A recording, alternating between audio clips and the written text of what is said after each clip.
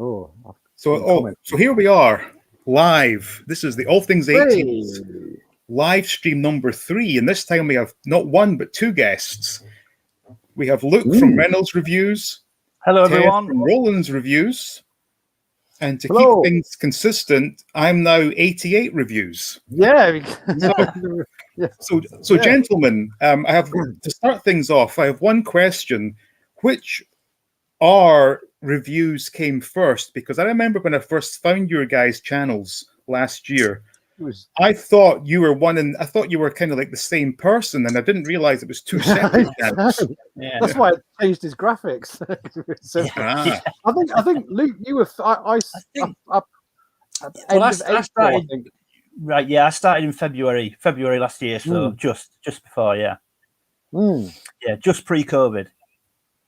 Yeah, right. I just started after through boredom, and I had all this time on my hand, and so I was like, well, I'll do a YouTube. What shall I do?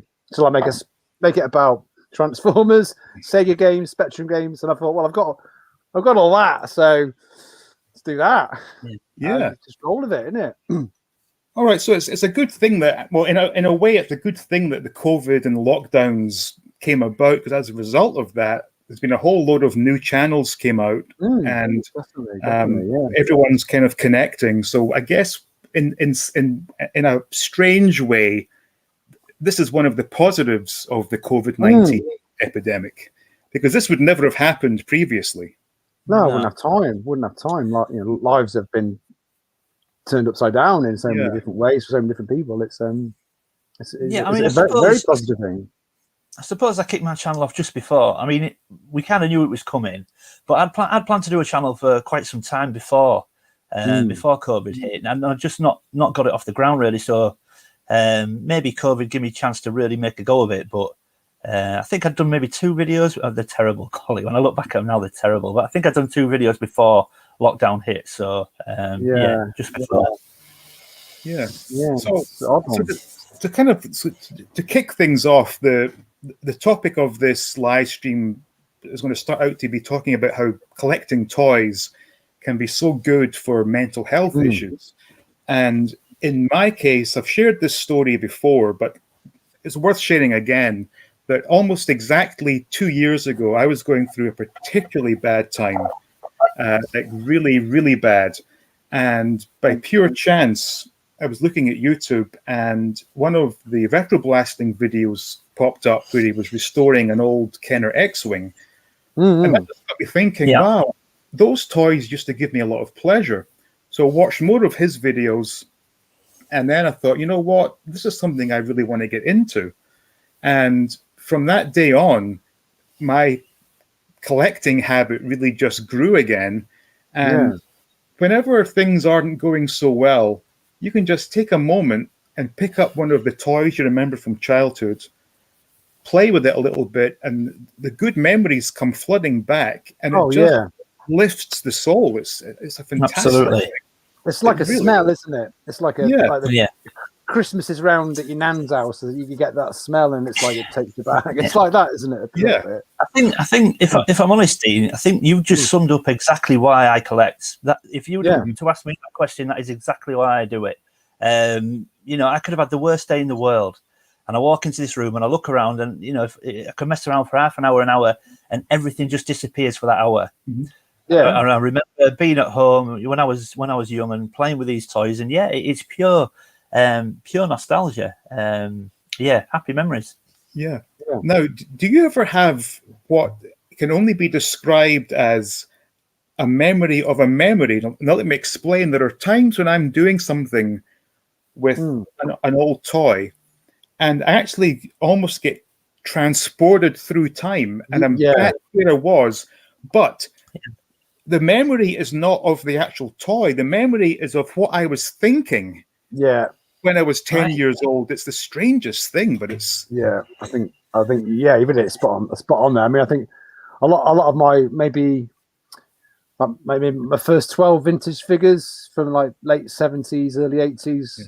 Like I don't know, like the Tuscan, the Sam people, my R2D2, those kind of things can it doesn't particularly remind me of the film or anything like that, but it reminds me of maybe the shop I bought it in, or who bought it for me, that kind of thing. And you really appreciate that kind of stuff. And that's why I've never let go of my collection. I've moved house umpteen times, moved around the country, university. It's always come with me. I'm amazed. I'm absolutely amazed with people that have their childhood collection, anything from their childhood collection, because everything in this room I've accumulated in the last sort of 10 years. I have nothing from my childhood, and I often think to myself, especially at my age, I always use Star Wars, because Star Wars figures, I was around when I really got into it. They were just about on the way out, sort of 85. So I'd have been 6 or maybe 5, 6, 7, and obviously it couldn't have been a conscious decision for me to keep those toys. The minute I got a little bit older, I think my parents decided you're too old for these, and they probably disappeared onto car boot sales and things like that. So people of a similar age to myself, I'm amazed how they end up still with their childhood collection, because it can't have been a conscious decision at that age. I'm going to keep these. It must have just be a happy accident almost. I don't know. And weirdly, Star Wars is my biggest collecting passion, if you like. It's my priority collection, and I have dipped into other things now, as you know. But strangely, when I remember being a child, I don't remember playing with Star Wars, but I remember playing with Transformers and Mask. Yet Star Wars is what I collect the most. So yeah, that's a strange one. I've got tiny snippets of remembering Star Wars toys, but mainly Transformers and Mask, which I find strange, to be honest. But no, I think also, to be fair, you were probably the same as me, whereby once Star Wars became old hat, and for me that was mid 1984. I then moved on to, it was briefly with Action Force, then Transformers, then Mask. So those were the last toy lines that I remember playing with, and I would have been probably 12 years old by that point. Right. Yeah, certainly into high school, I was still buying Mask. I kind of knew I was probably too old at that point to be buying toys, but I couldn't quite let go. Yeah, I was saying love of toys. Yeah, I remember taking tracks into high school, maybe the second year of high school, and just some of the older guys, maybe the year above, were just ripping me a new butthole for having this. And I think it was sort of around then, sort of when I was maybe like 12. But then again, I think a lot of my other friends were still collecting Transformers, but they were selling their Star Wars to buy Transformers, and I was sucking up all the extra things I needed, and it wasn't till I think the late 90s when I finished my full vintage run. I think there were a few Ewoks I needed, and then I think got my blue snaggletooth in the noughties, and the old So I even when I was at university, I was like, oh, there's another Stormtrooper. I can, I've always sort of collected Star Wars things. I always knew one day I'm gonna have a full run. I think for me, if there had been no such thing as eBay, I would still have mine. It was because it was, I guess, circa 2001, 2002. I knew I was coming to America, and I couldn't possibly bring everything with me. So that's when I began selling a lot of my other toys, a lot of my Corgi, Batmobiles and whatnot, my Action Men. But I knew I didn't want to get rid of the Star Wars. And those stayed at my parents' house. And then when I came back to visit one year, probably, 2005, 2006, I brought them back with me to America. And basically desperation got the better of me. I needed the money because I wanted to get a drum kit. And I knew there was reasonable value in my Star Wars figures. Not what it is now, but back in 2000, probably 2007, this would have been pretty good value. So when I sold the figures, the vehicles, I got more than enough to get a really good drum kit. But again, that was because eBay was a thing. And it was easy just to put them up on eBay, ship them off, and get the money. So like I said, had it not been for eBay, I guarantee I would still have those toys with me to this day. Yeah. I think I might have bought some off you. You never know. No, I think eBay has made it so easy for people to move childhood things on that people may end up regretting down the line, just as I regret selling my Star Wars toys. Yeah, and now of course it's super expensive. So yeah, kicking yourself sometimes. Yeah, I suppose. And eBay can be. I mean, personally, I find eBay quite addictive sometimes. There are times I've got to take it off my phone. Because the problem with eBay is, because I think the problem with eBay is you can always find something. Whatever it is you want, chances are someone is selling it on eBay. But I have this, I say habit, it's not a bad habit. I'm sure plenty of people do it. But if Rachel's ever watching something on TV that I have no interest in, I'll sit and browse eBay. Not really looking for anything, but the chances are you will find something that you want. So sometimes I've got to really lay off it to the point where I take it off my phone for a few weeks. It is dangerous. It is dangerous. Oh yeah. I mean, I've certainly been looking at eBay a lot lately. And again, that also stems to the whole helping to improve your mental health, because whilst playing with the toys is a great means of lifting the spirit, also just looking at them again on eBay, seeing what there is, how much they cost, and in the off chance you can get something that you remember from childhood for a pretty reasonable price. That's also another great uplifting feeling for me. Certainly lately I've been purchasing quite a lot of Corgi Juniors diecast superhero vehicles, because those are toys that I remember playing with as a very young lad, probably 4 or 5 years old. And just getting those arriving in the mail, taking them out and holding them again, the memories just come flooding back. And the good times trigger those good memories and just feel wonderful again. It's remarkable just how much power these toys do have to change your mood. Yeah, absolutely. 100% agree with that. And it's, I guess, we've all grown up through the 80s and especially the 90s, where your focus might have been elsewhere. A young man in the 90s, pop culture taking over and all that kind of stuff, having that kind of movement. And I guess being addicted to bits of plastic is at our age is a lot better than being addicted to something we shouldn't be. If you get the drift. Well, there's a lot of people that think we shouldn't be addicted to these, isn't there? I know, yeah.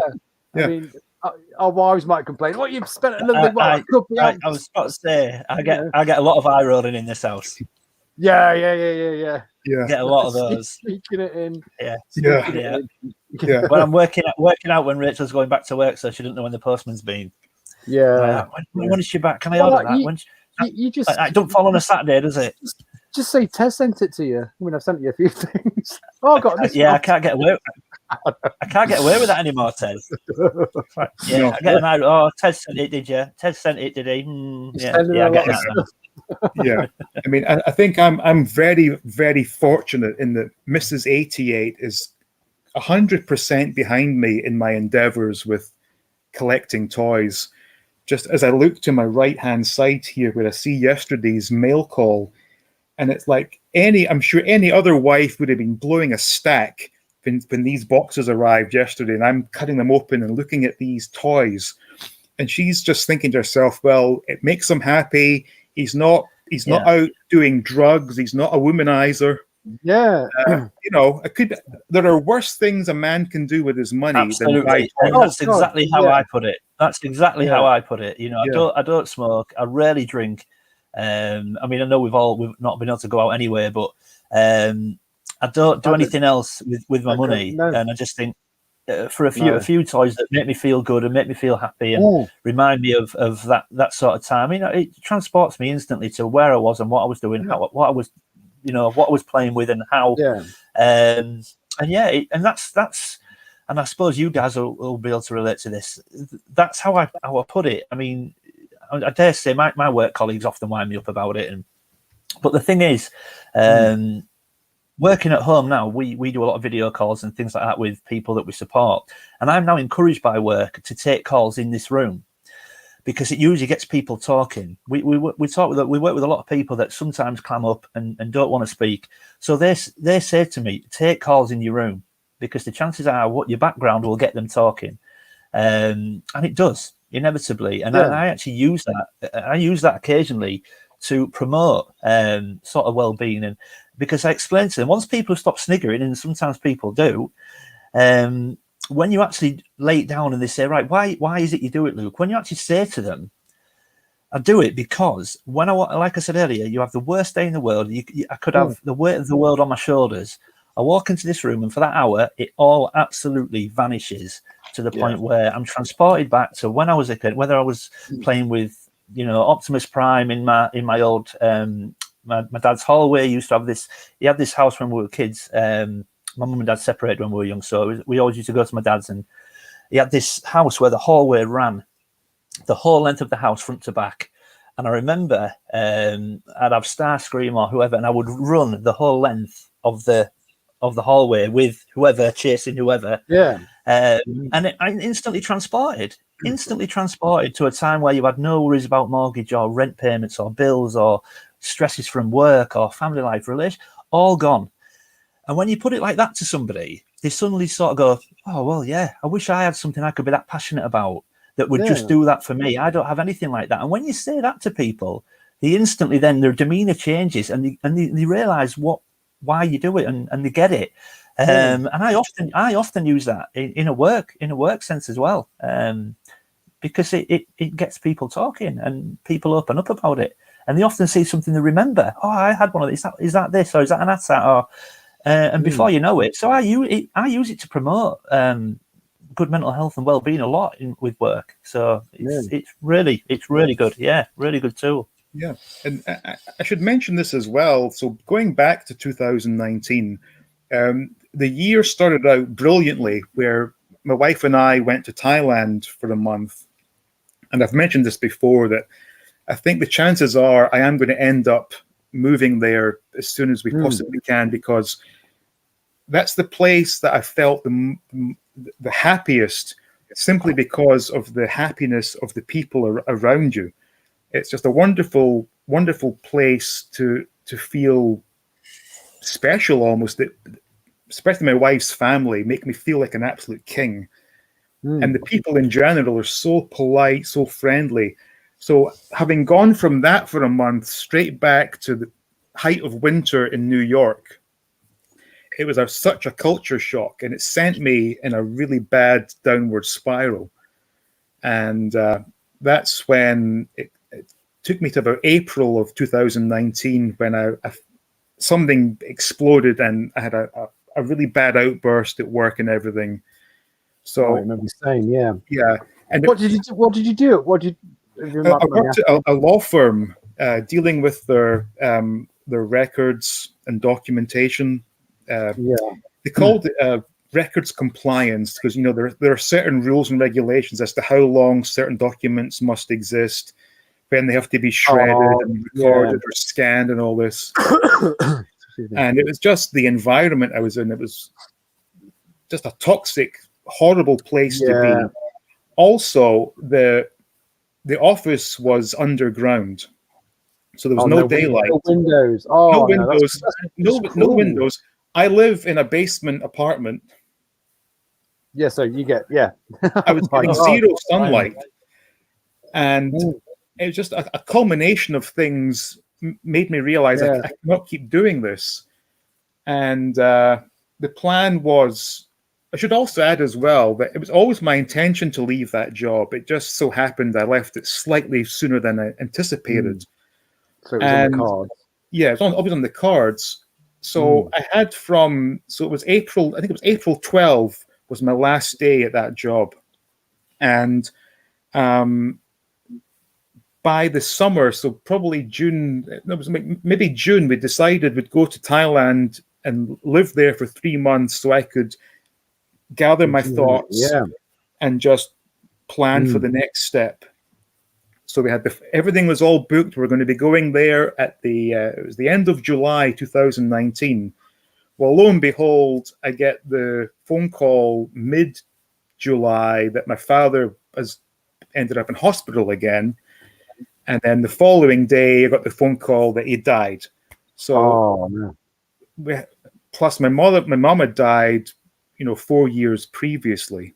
Yes, there's a big hole. Big hole. So the Thailand trip was obviously cancelled. We had to go to Scotland ended up being there for 3 months to deal with everything. And from July until Christmas 2019, I pretty much was drunk every single day. And it got to the point where I realized, I says, wait a minute, this is a big, big problem. I need to do something other than drinking to, make yourself feel better. So obviously the passage of time helped me feel a bit better. But it was January of last year. That's when I said that no more of this drinking nonsense. You're wasting your money. 2, you're probably going to end up killing yourself. Yeah. And 3, you're not able to do anything when you're drunk. And that's when I stopped that and really, really dove headfirst into the toy thing. And what a wonderful thing to be involved with, that it doesn't harm anybody. It doesn't harm yourself. It just brings a lot of pleasure. It brings a lot of joy. Yeah, and it's a good voice. It's a better voice, isn't it? Than alcohol, than substances, or people do football. They spend the season, a lot of money on a season ticket. Yeah. No different, is it? Going back to the bit where you said about you're in a basement apartment, and I can relate to that a lot, because 23 years working in television, 10 hours. I mean, I loved it. It was great, but 10 hours a day in an edit suite with no sunlight. I mean, that going back to I think it was this time last year. I was always booked on this show. Every year I had 2 shows which I regularly done. I kind of enjoy them. They're not the sort of thing I'd watch on TV, but I was always picked to do those.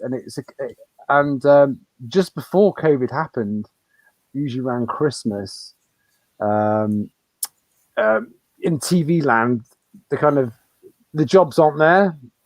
But I had this dead cert job coming up, and it got cancelled just before I paid my tax.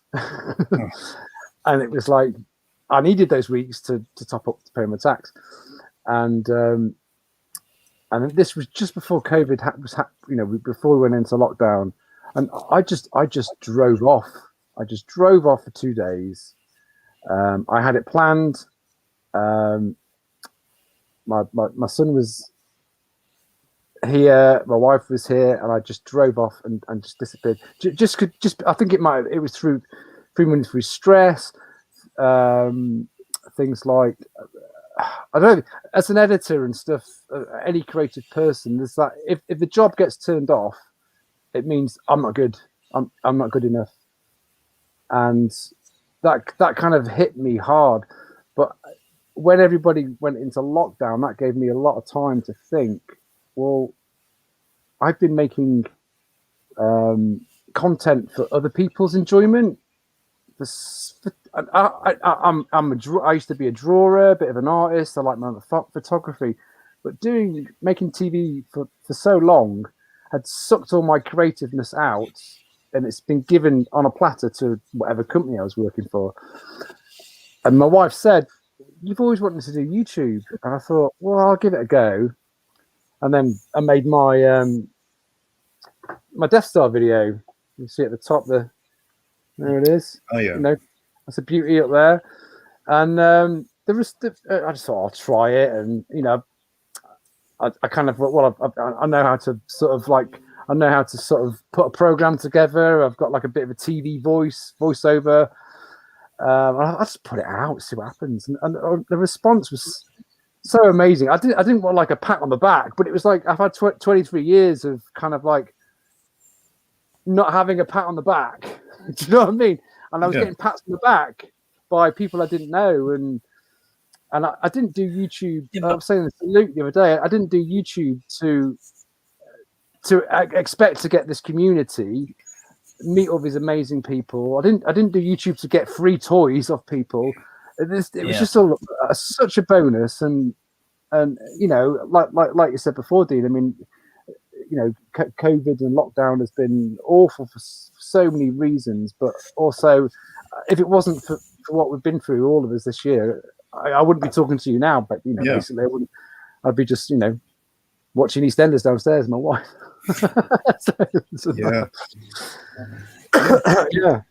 And also as well, what I found with the people like us who buy and collect these toys and who do these videos, it's nice. It's basically just nice guys. There's no, I've not watched a toy collector's video who I thought that guy's a real arsehole. Everyone I've watched, it's like just nice people that you'd want to hang out with in real life. Absolutely. Yeah. It's but kind also, of like I've also wondered about something about toy collectors, especially toy collectors of our age.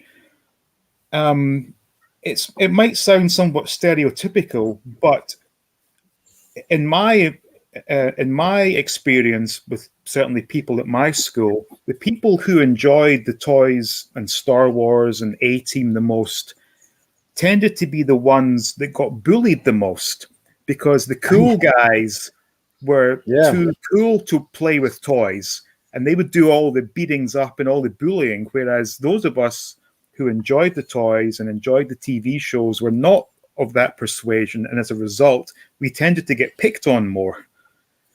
Yeah, I know what you mean. Geeks always come out on top. You are.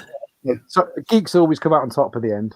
Yeah, yeah. Well, it's cool to be a geek nowadays, isn't it? It's cool to be a nerd now, you know. Yeah, cool. Yeah, apparently. Anyway, you get all these fake geeks, you know. Yeah. Buying a T-shirt with, they don't know what's on it, but it looks cool. Yeah. That's always the thing that annoyed me when you would see like the hipster girls with a Metallica T-shirt or an Iron Maiden T-shirt. They couldn't name a song to save themselves, but they think it's cool to wear these band shirts. Hey, it's AC/DC T-shirts were a few years ago. Everyone had them on. Back to black. Maybe probably didn't like them. Yeah. And also as well, from what I understand, although I've never done any research on this, it seems that the people who were bullied at school tend to be having a much better life now than those who administered the bullying. They tend to have grown up still being unhappy with the world and are not living such a good life as those of us who suffered at their hands. So in the end, we do get the last laugh. They've made us stronger, maybe, in a way, or... Yeah. Quite possibly.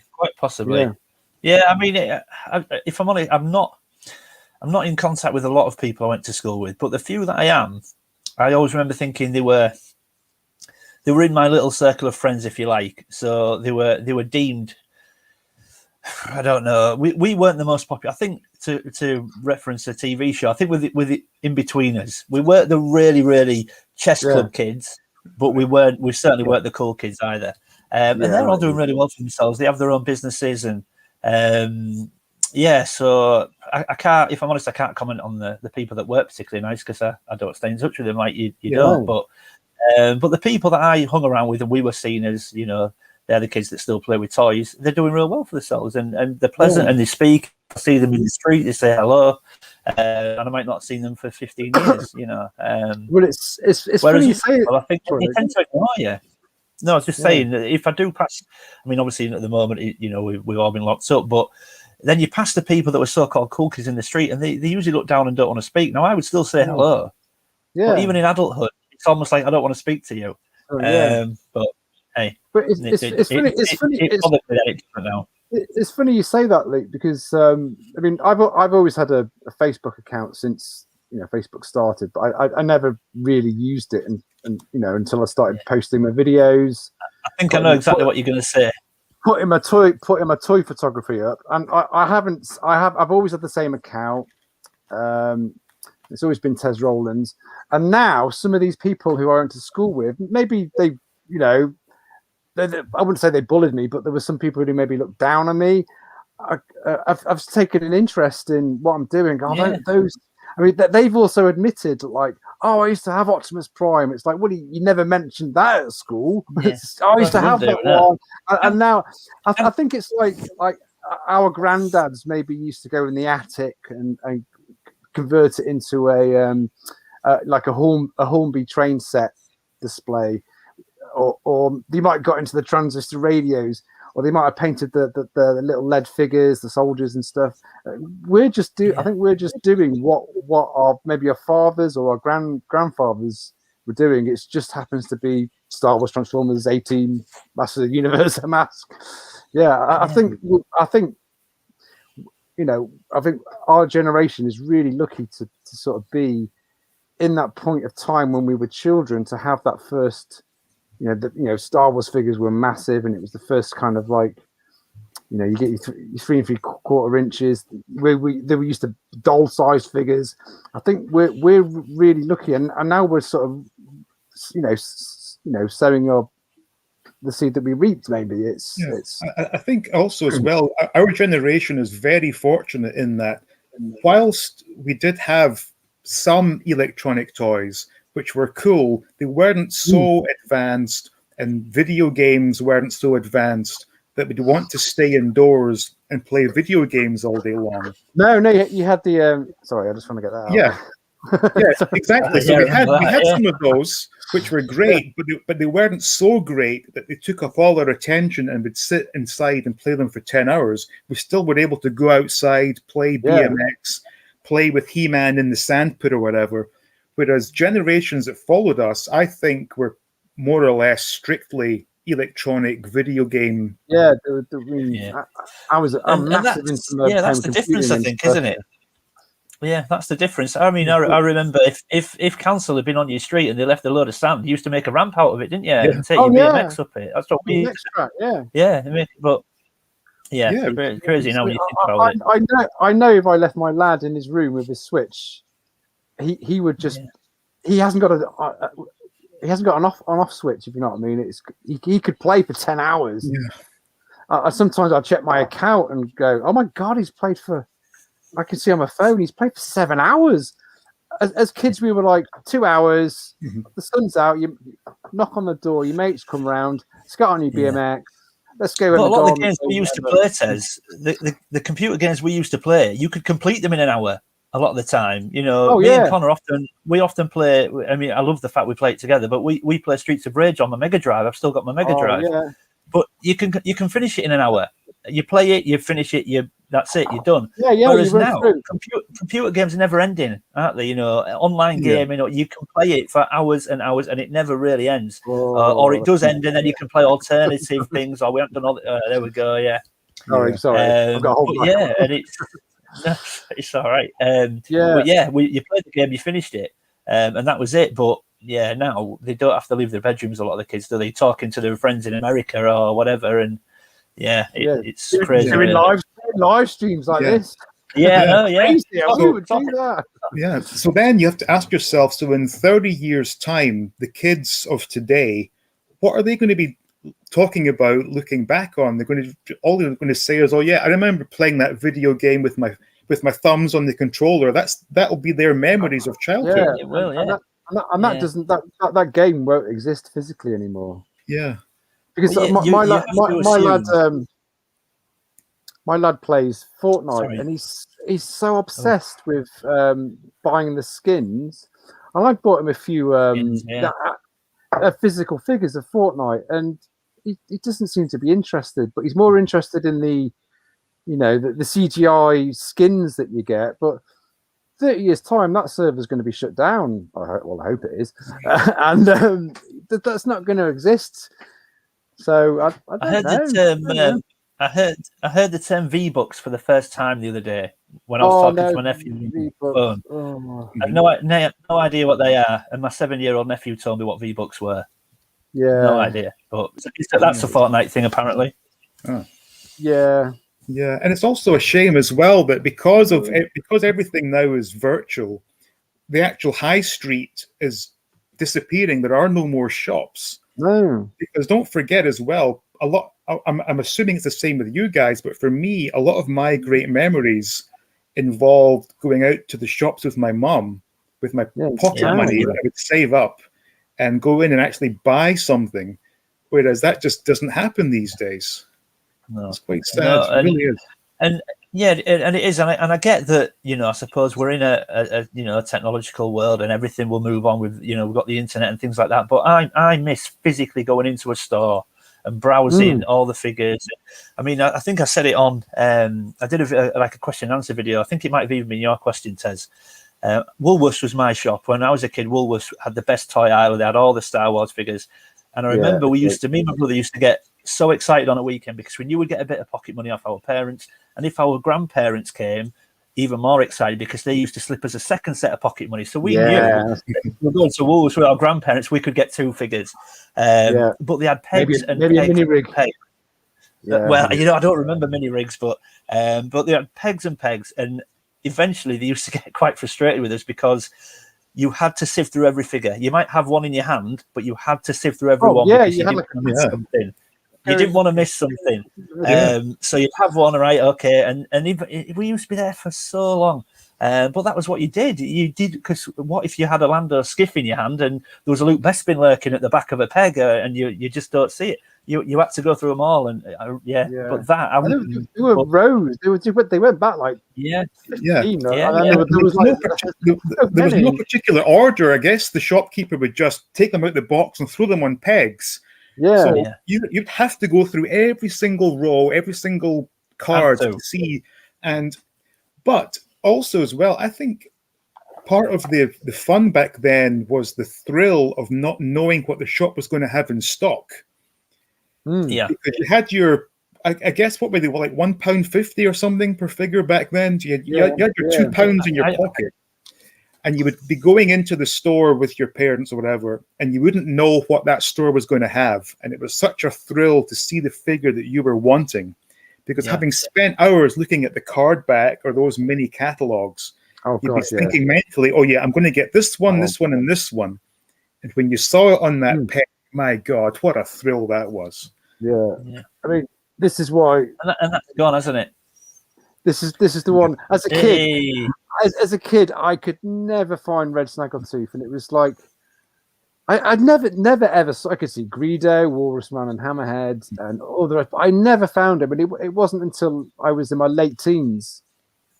I went to an antiques fair, and I used to go quite a lot. They used to have lots there, and when I got out of the car, before I even got into the antique store itself, in the car park in the gravel, he was just lying there with the price tag still on. I was like, oh my God, it was like meant to be. And that's why he's all over my branding. And I hadn't sold a blue Snaggletooth, but I don't care. That red snag all the way. So when you found him, Tez, you obviously handed it in, right? Oh no. I still went in and bought a actually on the same day I bought the skiff. Oh, did you? Yeah, I know. That was like 20 quid. It was like, what? That was when in the 90s when things were sort of like still cheap. Yeah. There's got a lot of good people in the chat there. There's a lot of actually I should probably go through this to try and see if there's any good chats. I'm not actually ignoring everyone. I'm just so engrossed in the conversation. I know. There's definitely some nutters in there. Just go through everyone. Cool. Stormy T. Hey, there we go. Nice to see you back with another live stream. It's good to be back. Smugglers Canyon. Good evening. Chris. Smugglers. Christian. Here we go. There's Jack. Jack's just recently hit today 100, hasn't he? Well done. Yeah. Congratulations, Jack. Evening all. It's nice to see some new names in here. I'm just there in the 80 all things 80s crowd. It's really nice. Got vintage toy rush. Hey Dave. How you doing, Dave? Anthony. Hey Anthony.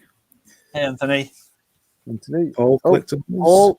Two favourite R's. Oh, Mr. Paul. R's. Yeah. Paul in his helmet. Cannot toy restoring, and I'm really enjoying it. I do rely on Toy Polloi for quite a bit of knowledge. Yeah, I think we all do. Don't we all? Yeah, don't we all? Toys bring me so much joy, of course, Yeah. of course. Yeah, absolutely. DCB June. Evening, Hey, June. DCB June. That's I got my Swedish is rusty. I won't say anything in Swedish. It's only swear words. Sorry. Anthony has all his original Star Wars toys. Lucky man. Oh, bravo. lucky, yeah. Hey, it's Will from New Zealand. Hey, Will. Hey, Will. Morning. So, Ostrack says, my mum put all her toys on the floor into a garbage bag as a way to teach us a lesson. Fully planning to give them back in a day or two. My dad came along and tossed it away. No. Tragic. Oh, no. Oh, God. Can you imagine? So, can you imagine? What's the best vintage Star Wars toy? Oh, you can't ask that. Try to start a rumble. Okay. Yeah. The best vintage Star Wars toy. For your figure. Figure vehicle. Yeah. Are we just anything? Okay. What's the one thing? Looking around my room now, if there's one thing I can't live without. I think I would. You got your hat. I think I would struggle to live without my vintage Slave One. Oh yeah. Yeah. I mean, I was always I always preferred. There's too many, isn't there? So the play sets. Like I've got the Creature Cantina up there somewhere. There it is. There it is. So that was that was eBay as well, but it was something I always dreamt of when I was a kid. Yeah. I think I've only got one play set, Tez.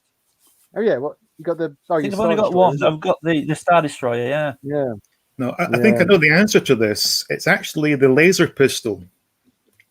Oh, Han Solo's. Han Solo laser pistol. Yeah.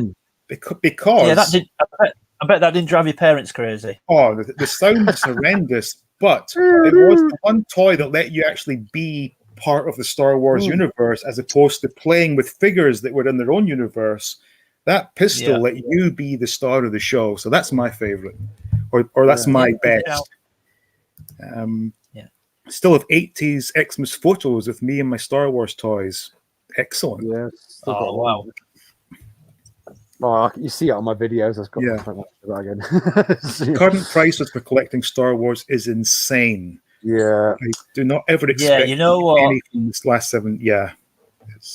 I've just started the last 17 as well. I've just hit the last 17. It's a nightmare. Absolute nightmare. In my wisdom, I thought it would be a good idea to leave them till last, and it has not worked out. No, it has not worked out. So I think I've got 3. Yeah, I think Django and Brain says it well there. It's been a great focus on collecting and getting to meet new people, which would not have happened otherwise. Here, Jack. Here. Yeah. Fantastic people. Yeah, absolutely. Yeah. Greetings. Hey, Thousands Ghost. Hey, Chris, you're right. Even fantastic tubers right there. Gutted him a little late. Actually, don't worry, Steve. Would you ever call yourself a YouTuber? I don't like that term, if I'm being honest. No, I never refer to myself as a YouTuber because I just think it sounds like you're making money from it, like a serious money. I make a living from it. I'm a YouTuber. If it's not your profession, I don't think you should use it. No, actually, today, because I applied for a new job, I actually put, because it was a media job, I've just put a YouTuber and streamer. And I even put down Twitter influencer. I don't know I don't know. So now we've got. So this is for you, Tez. How big is that card back behind you? Oh, it's regular size. It's just depth of field. Have you got one, Luke? One of these? No, I didn't. Are they the posters from Read 5? Yeah, Read 5. They're doing the. I didn't get any. I've got no wall space. The Read 5 are 2 guys who are compiling a vintage Kenner book, and it's huge. It's like the book is that big, and because we've sort of been promoting through the Pally Boys and stuff. A lot went out, and I got the book of Boba Fett over there. So, yeah. Nice alien booster. Nice alien booster. Yeah. Yeah, so that's big. In 2018, me and my dad went to my dad's mate's house and we looked through his vintage Star Wars toys. I blew his mind when I revealed the price of his Death Star gunner. Yeah, I bet he was shocked. Yeah. How much? Yeah. Yeah. Well, the Death Star gun as well. That's like a pretty good for a lot. So there's the answer that you just gave. Yeah, Ted. there we go. Yeah.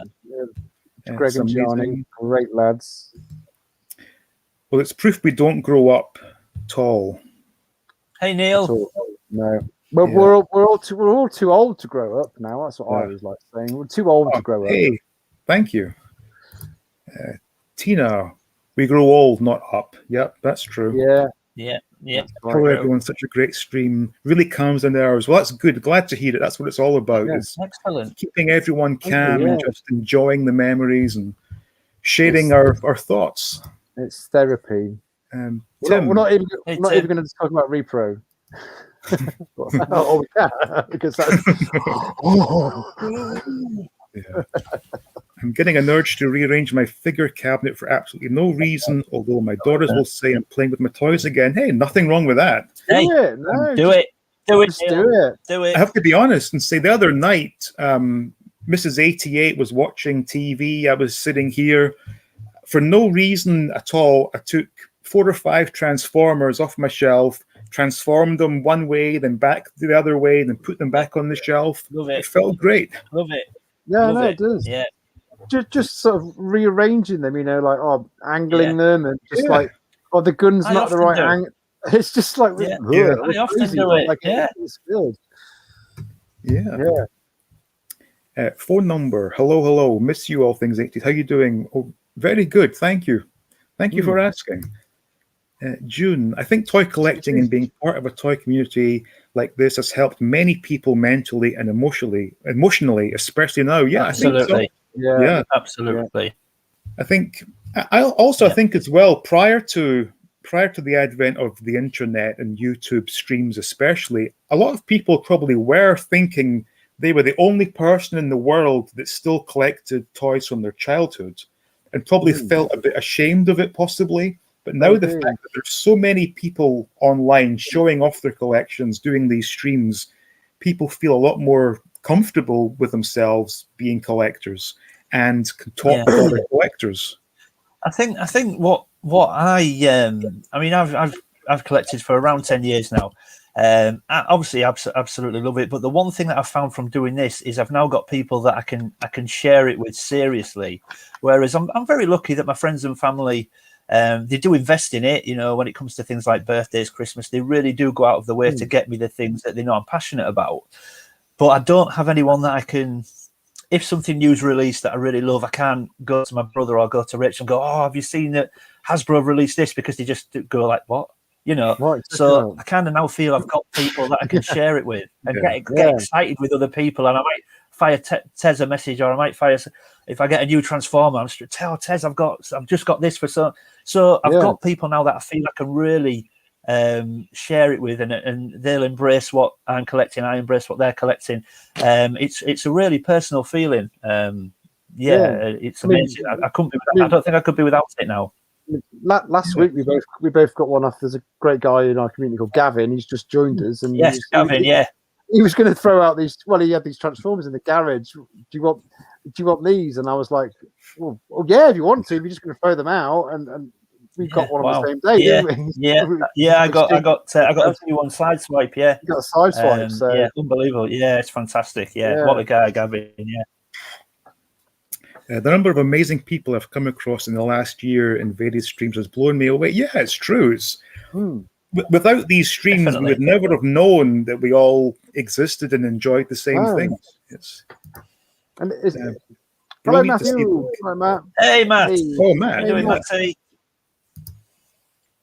We've got some emojis. I can't. Is that an tennis ball? Strawberry? I think that might be for Matt. Right. That's might be for Matt. That one. Matt likes his tennis and strawberries. Yeah, not his football. New Zealand it's very cool to be a collector of vintage toys more nowadays. Yeah, I think again, it's all down to the internet that because prior to the eBay or whatever, there was no way of buying vintage toys apart from the odd toy show or toy fair. Yeah. Whereas now, anyone who has the inclination to collect is able to do so because of the internet. Ben Kenobi, hello there. Hello there. Hello there. Oh, is that the real Ben Kenobi? Wow. Yeah, and this is 80s Star Wars guy. He's a younger guy, but he and his mates collect vintage, which is fantastic. Yeah, I mean Right, that. You know, like Jack in the chat. Jack, yeah, you know, yeah. He's the early 20s. I think it's amazing. That's early 20s, yeah. These guys, And, you know, like, wow. And for such a young age, he knows his onions as well, doesn't he, Jack? Oh, you know, he seems to have a real he knowledge. He seems to have a real knowledge. Puts some of us to shame. It's like, yeah. I reckon his dad was a good collector. Yeah. So, and this is a very good point. Yeah. If it wasn't raining, I was outside. So that was the bottom line. Yeah. If it was dry, I would be playing outside. Yeah. You're right. Yeah. How many of you had this? If your mum or dad used to shout, "Are you in or out? Which one is it?" You know, you're in or out. Which one are you in or out? Which one is it? And so I always get that. And I think today as well as I think, you know, sort of our generation, we were left to our own devices, and we haven't passed that on to our kids. I think we just wrap our kids up in you could kind of go. You go. I'm going over to my mates. You just tell your mum and knock on the. And now you have to. Oh, my lad wants to come and see. I'll see you next Tuesday. Oh, next Tuesday's not very good. And you have to arrange everything. It's like, what are we thinking? Sorry, I'm just chuckling at some of the comments in Kevin's thing there. Yeah, fly girlies, jumping hedges. Yeah, did all that. Yeah, knocking on doors, running away. Yeah, knock and run. Yeah, I think that was called in my area. We called that chappy. Chap on the door and run. Chap on the run. Yeah. Yeah, chappy. Roulette door knocking. Yeah. I stand out in my class for liking toys. Well, as long as you're happy, if it's not bringing you any harm, go for it. I would swap that round. Rather than stand out, I would say I'm outstanding for liking toys. Yeah, that's what I'd say. Yeah. Or stand up. Hey guys. Hey Roy. Oh, so yeah. Internet destroyed the high street shops. Absolutely. Yeah, sadly. Yeah. And the sad part is, we all use it. We're all responsible because we use it ourselves. There's no getting around it. Like you said, Dean, though, I mean, it unfortunately is the best place now to find what we collect, isn't it? So, it's not a lot you can do about that, unfortunately. Finding things out in the wild. Woolies, good old Woolies. Yeah. Now, did you guys have John Menzies when you were young? Not where I was. No. I had to go up to Liverpool to John Menzies. We had when I was a kid. We had, I mean, the biggest store in our town was Woolworths, and it was brilliant. But we had one independent toy store that was locally run by a family, and it was called Kirby's Toys. And it was absolutely brilliant. It stocked we used to go there for Star Wars as well. They had Star Wars, they had Master of the Universe, they had I mean, this was maybe a bit later on, they had things like Thundercats. But yeah, it was a fantastic store. And that say once sort of Woolworths got established, that went, but that was a great local store. In fact, I think I remember this, and I don't know why, because I have no interest in it now, but I remember buying Starcom when we were there. I don't know why we were buying that. I'm not interested in that now, but we were buying it. I remember that. Yeah. I think the place growing up where I grew up in the Northwest. So we had there was a big toy company called Toy and Hobby. There was one in Bolton. Toy and Hobby, One in Chester where I grew up, and one in Stockport. And most of my boxes and my figures still got the Toy and Hobby logo on there. Stickers, the stickers on there. Come on, no phones or computers. Coming home. Phone games too. Is it? Yeah, like that. Yeah. It's all empty, isn't it? All this stuff. Mark, hey. Tamworth. Oh, Slave Leia is the best vintage toy. I think we're getting one, aren't we? I think we're getting one. Yeah. Yeah. Or in today's culture, I think we call her Hut Slayer. Oh, Leia. Yeah. We're gonna have to rename Slave One. Yeah. Boba Fett spaceship. Don't say that. I'm even surprised. Well, obviously because it's not Hasbro doing it, and with it being Chris Smith doing the Stan Solo, and in America we have Chris Cran doing the Smith Lord Creations. Yeah. To have Leia in her bikini on the card back is quite, or could be deemed quite controversial in this day and age, unfortunately. Yeah. But sexualizing a woman, but whatever. Yeah. Yeah. It's the shabby geek. Sorry, lads, I'm working on Hey. the light. Oh, Never mind, Shabby. He's probably sanding something down. Yeah. Yeah, Shabby had a great video today. Did you see Shabby's video? Brilliant. Yeah. Brilliant. Shabby Olympics. Hey, Salacious. Mr. Rum. Oh. Yeah. Always good to see Salacious. I am Matt. If you're going to do a video with the granddaughters and we're going to discuss dolls and action figures, toys and collectibles. Brilliant. Yeah. Do it. Yeah. If you can get them off the phone. Yeah. Great that we can share our passion with other collectors. Definitely. Absolutely. Because as much fun as it is looking at and playing with your own collection, a lot of the joy comes from sharing it and getting feedback. Yeah. Which is very and that's important. what I was mentioning earlier when, I've now got people that I can speak to that get excited about the things I get excited about. So whilst I can, friends and family, I could tell them what I've got. They didn't know what it was. They had no real reaction. You tell people now and they're excited for you, and it's a great feeling to be able to share it. Yeah. I think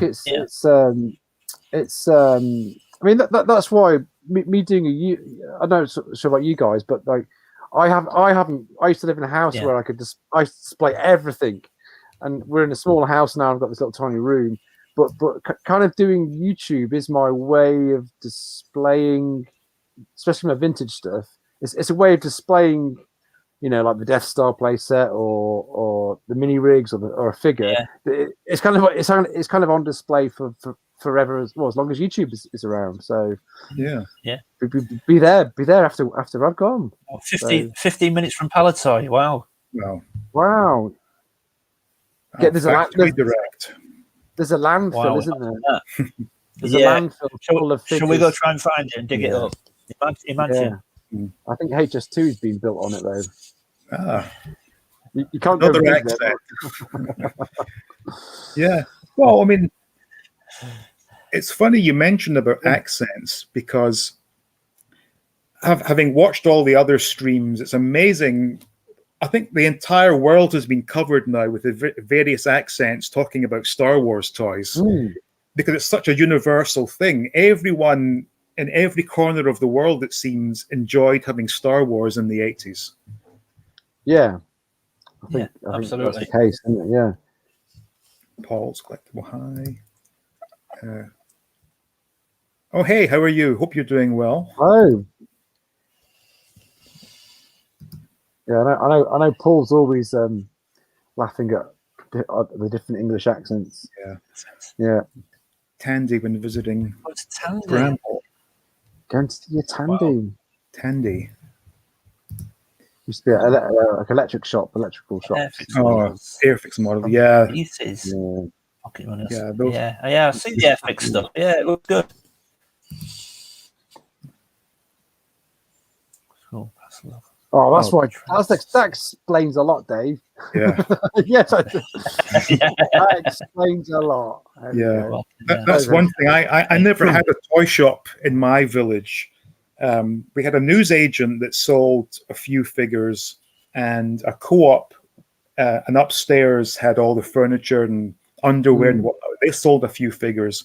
But for me, I had to go into either Edinburgh or to the next village, probably 2 or 3 miles from where I lived, to a John Menzies. So I think if I'd had a toy shop on my way to and from school, that would have just been absolutely fantastic. Yeah, you'd save up your dinner money, wouldn't you? Yeah. Oh yeah. You wouldn't eat at school. Yeah. Nah. Yeah. I think I used to get a 5p ice pop for dinner. Yeah. Say what? I used to get a 5p ice pop for dinner and save the rest of it. Yeah. I used to do that when I used to buy Spectrum games because it was I'd maybe save a couple of pound up from my dinner money. I'd have a couple of pound pocket money, and then that allowed me to pay 40p true, right? Get 40p to get on the bus, and then I'd go and buy a $6.99 Spectrum game. Yeah. Very true, that Roy. Very true. Yeah. Yeah. Exactly. Yeah, very true. I know. It's just double standards. Yeah. Yeah, I mean, again, Kenner, there were so many prime characters that weren't made. It's Tarkin was one, wasn't it? Yes. I mean, we've got Tarkin now, but why he wasn't made in the original line? Like Aunt Beryl, Uncle Owen. Yeah, Wedge should have been one as well. Yeah, Wedge, Biggs.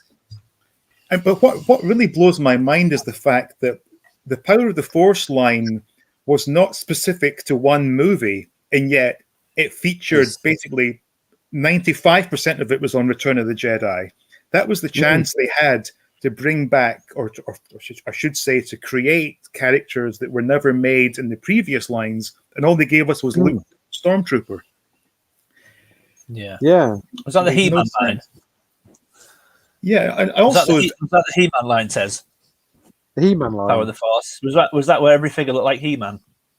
Oh yeah, muscle. They were like muscle. Yeah. Well, the Power of the Force too. Yeah, I was just mentioning how when the Power of the Force or the Last 17, whatever you want to call it, came out, it wasn't a line specific to one particular movie. Given that they gave us Luke and Stormtrooper as guys, so that was the chance to give us the figures that they maybe missed in the previous lines, but instead they gave us more obscure Return of the Jedi characters. Yeah, we should have had a Han in Stormy Gear, shouldn't we? Of course. We got the Luke doing that. Yeah. I mean, we've got like one of my favorite figures is a Man-a-Man. You know, you just you blink and you miss him. Yeah. And also, I think the first one of the first last 17. I got a few on when I saw them in the shops. I got Anakin Skywalker, and if you didn't listen properly to the film, you missed that. Luke says, "I now understand you used to be Anakin Skywalker." If you missed that line in the film, which I did, I was like, "Who the hell's this old guy? Who's this old grey guy?" Yeah, like it wasn't until like it came out on TV or I rented and go, "Oh, Anakin Skywalker was Darth Vader." Yeah. And again, well, depending if you call it last 15 or last 17. Four Ewoks in that line. That's a lot. That's a lot. And you've got two Prince wannabes. So you've got the Imperial dignitary that looks like he's got into Prince's wardrobe, and Barada as well. What are they wearing? What are they wearing? What a boring figure!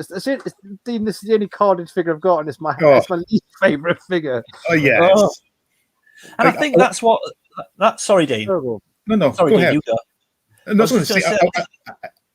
I did a video a while back highlighting figures that were not necessarily the most popular of figures, and Imperial Dignitary and Anakin are on that list for a number of reasons. One being they're just boring figures, but there was no accessories. Yeah. No. And even if you did, they couldn't hold them, could they? So it was one of and it's something that occurs to me. I mean, I think I've got 3 of the last 17. So, and what I'm really struggling with is, whilst it's a lot of money for one figure, let's just say Yak Face, for example. Not only is it a lot of money for one figure, it's a lot of money for a figure that I don't particularly find desirable. Yeah. So spending a lot of money on the imagery, on Yak Face, and I just think it's not even a figure that I look at and I think, oh, I want that figure. But you've got to have it if you want to complete the run. So whilst I have issue paying 3 figures for any action figure, if it was one I liked the look of and really wanted, Yeah. I think I could live with it. But when I know I'm going to be forking out easily into the hundreds for, Yak Face, Imp Dig, I just, God, it really does. It really is hard. Yeah. I mean, you can see with like with the figures like the A-wing pilot, where it's like the A-wing didn't come out until the droids, a few years later, and it was like some of them are like, well, you're never going to get an A-wing, and it was like you grew older, and it's like, oh, they brought one out.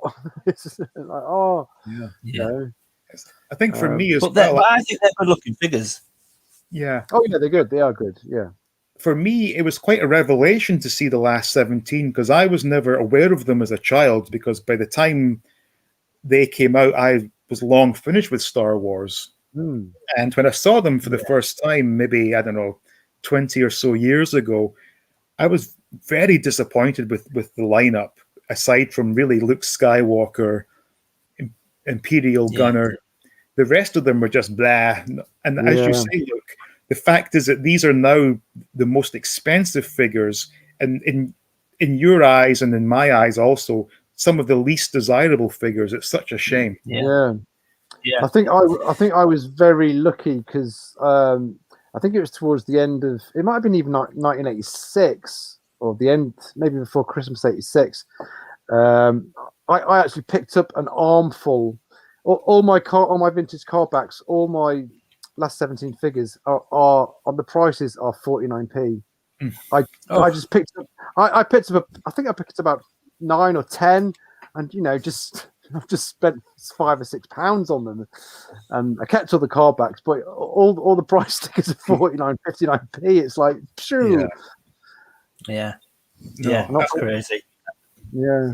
And I wasn't really. I was mainly into Transformers then, but just thought, well, I might as well get these new figures. Only, I think that's why I've now. I mean, I'm my priority is Star Wars collecting. That's what it has been and it will be. But at the stage I am now with the last 17, it can get quite stressful. Trying to chase them, and I'm always usually on eBay. You chase them on the Facebook groups. I'm never the first to get to them. So whilst they are going for really good prices on the Facebook groups, to get there first, you've got to be on it all day, refresh, and you just can't do that. So I'm actually taking quite a lot of comfort in stepping away from Star Wars a little bit at the moment and going back into Transformers and Mask. Yeah, I think it's super relaxed, and I'm loving it. Originally this room was meant to be purely Star Wars, and there's so many different lines in here now. But Mask and Transformers, I'm absolutely loving recollecting at the moment. Really am. That's the exact same as me because whilst I confess I'm a very bad boy, and I do get repro from Stan Solo. So a lot of my last 17 will be coming from him. So that leaves me with 2 Ewoks to find, and I've not even bothered to start looking for them because I'm having so much fun with the Transformers. And especially the fact that aside from the Chinese knockoffs, there are so many reissues of Transformers that fit my needs exactly. The thing is, I think the KOs are great as well, though. Yeah, because the thing about KOs these reissues are, it means I'm getting a brand new Transformer at a ridiculously good price.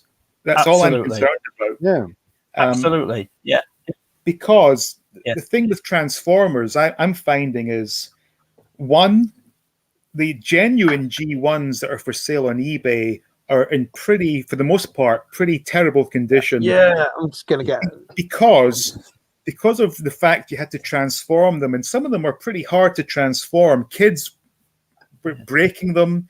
The stickers were put on completely wrong. The stickers fall off. The plastics on the windshields of the cars are all scratched up. Yeah. I mean, I kind of like the beat-up. I've got mine all my childhood. I kind of like the paint chipping off and stuff. Yeah. But because I know you were. I put this up the other day on Twitter. It was like I've got 5 Transformers. There we go. I've got a Grimlock and a Slag. Yeah. I've got a Sludge and a Snarl. Yeah. And I've got a Swoop. But these two are from my childhood, They're kind of loosey-goosey. Yeah. These are all KOs, and they're absolutely, you would not know the difference at all. No. I mean, no. look at the shine on that. Yeah. The limbs are tight. In fact, the limbs are probably too tight in some cases. But yeah, I mean, I've got no issue at all. No. And I love the reissues.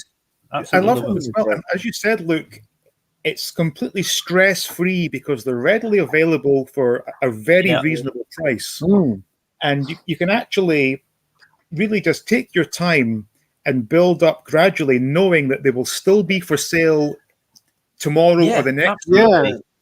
In a year's time. And I think the beauty of it for me is as well, especially with Transformers. I'll go on to Mask in a second. Transformers, there's just so many. I'm happy just to get the ones I want, if that makes sense. I'm not interested because you're never going to get them all.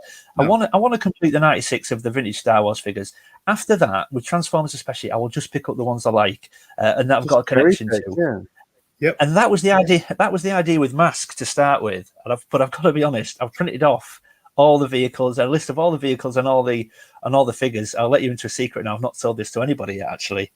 I've looked at that, and there's a voice inside me now going, I could finish this. I could finish Mask. There ain't that many. I could finish that. But not only that, I've started watching other people on how they display their Mask toys, and a lot of people are buying 2 of each, and they're displaying one in vehicle mode and then one in what you would call attack mode. And I've got that in my mind now. Like, oh, could I do that? So, super chat. So thank you so much. Well done. Thank you. Thank you. Hasbro needs to start reissuing stuff like original Joes. The vintage ones just weren't made to survive. Yeah, I agree. Hasbro should. I don't know what the problem with Mask is. Why that has never been reissued.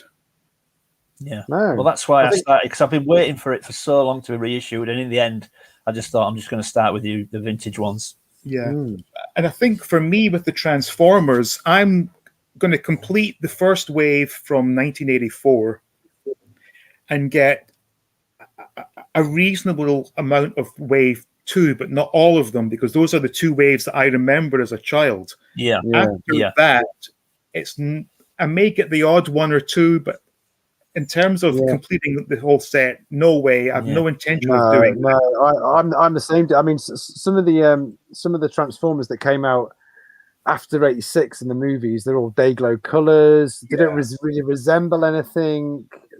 I just like the fact that you could buy Sideswiper. He looked like a Lamborghini Countach. You could buy. It was the cars and some of the alt modes in the later series. They don't really resemble anything. No. I think you're right. I mean, again, just looking at the comment now, was it? I'm not massively familiar on GI Joe, but were they connected at the waist by like a black band in the center? Yeah, that used to perish. That used to perish, didn't it? Okay, yeah. But I was the same with, again, going back to Mastine. I looked at that and I thought, Series 1 and 2. That's the vehicles that I'm going to collect. That's what I remember as a kid. Thunderhawk, Firecracker, Hurricane, all those. And then it got to Series sort of 3 and 4, where I don't massively remember the connection. And Series 4, was that like where they started racing each other? And I lost a bit of interest there in the cartoon. Yeah. And then they had what they called split seconds, where you got 2 figures in the pack with the vehicle. Yeah. But I think I still do it. I mean, I was the sort of right age. I kind of missed out on the Mask kind of thing. It's brilliant. I never got the cartoon. I never saw the cartoon. It was never. I don't know. Yeah. Was it showing up in Yorkshire? I never. You'll probably be able to relate to this though, Dean. Since collecting them again, obviously, the first Mask vehicle I got back in my collection was Jackhammer. Right. Jackhammer and Piranha. I got them at the same time. And I remember the first thing I thought was, I've not held one of these in my hand for, I don't know, best part of 30 years. It feels so delicate now. So fragile. Transformers as well. It's like, don't feel robust in any way. No. And that's like, I've said this in some of my Transformer videos, that there are certain Transformers that are just not meant to be played with. Especially the Decepticon jets with the detachable wings and tail pieces. You hold them, they fall off. A lot of the Autobots are the same. However, I just did a video, I don't think it's up yet, on the Red Alert. That in Lamborghini mode is a solid car that you can play with. There we go. With the exception of the plastic spoiler, which can come off, the car itself there's no flopping around. It works as a die-cast vehicle, which is quite rare. There we go. Yeah, there we go. How it holds its shape perfectly, whereas other ones, brilliant. The wheels are flopping around, and yeah. Like Christmas '86. The one where renowned is have you got Mirage? Yeah, I got a Chinese one. Yeah, but even on the Chinese one, be careful on the twists of the waist. Yeah. Because I've super glued that 5 times now. It won't go again. Yeah. It won't go again. Yeah. So I mean, you just got to look at them, really. Yeah. And again, that's another reason why genuine G1s for sale are not necessarily a good deal, because they are so easily broken. Yeah, but also, I mean, I've done it. I mean, I had my childhood Jazz. Actually, my Wheeljack is probably best. I mean, that's my childhood Wheeljack, and that all the paint had come off, and I completely stripped him. Peroxided him and sprayed him with bath enamel. Just spread it. And he's brilliant. Yeah, but these things looks good. Yeah, these spoilers at the back. Yeah, I mean, these go for about £40 per spoiler. Yeah. So I ended up buying just to get the spoilers. You got the reissue, didn't you? I got a reissue for £35. So I can get, I've got a. I actually mentioned that in the Red Alert video, because when I was doing the transformation, the spoiler kept falling off. And I remember seeing in your room tour, you mentioned that you had to buy knockoff to get the spoiler. Spoilers. Got knockoff spoilers on my original. Yeah. And that's the other good thing about Transformers. It doesn't seem to be frowned upon to use repro or to buy knockoffs. No, not at all. Because to be honest, some of the original stickers were terrible. Yeah. All the ones I get from Toy Hacks, they're like. It seems acceptable.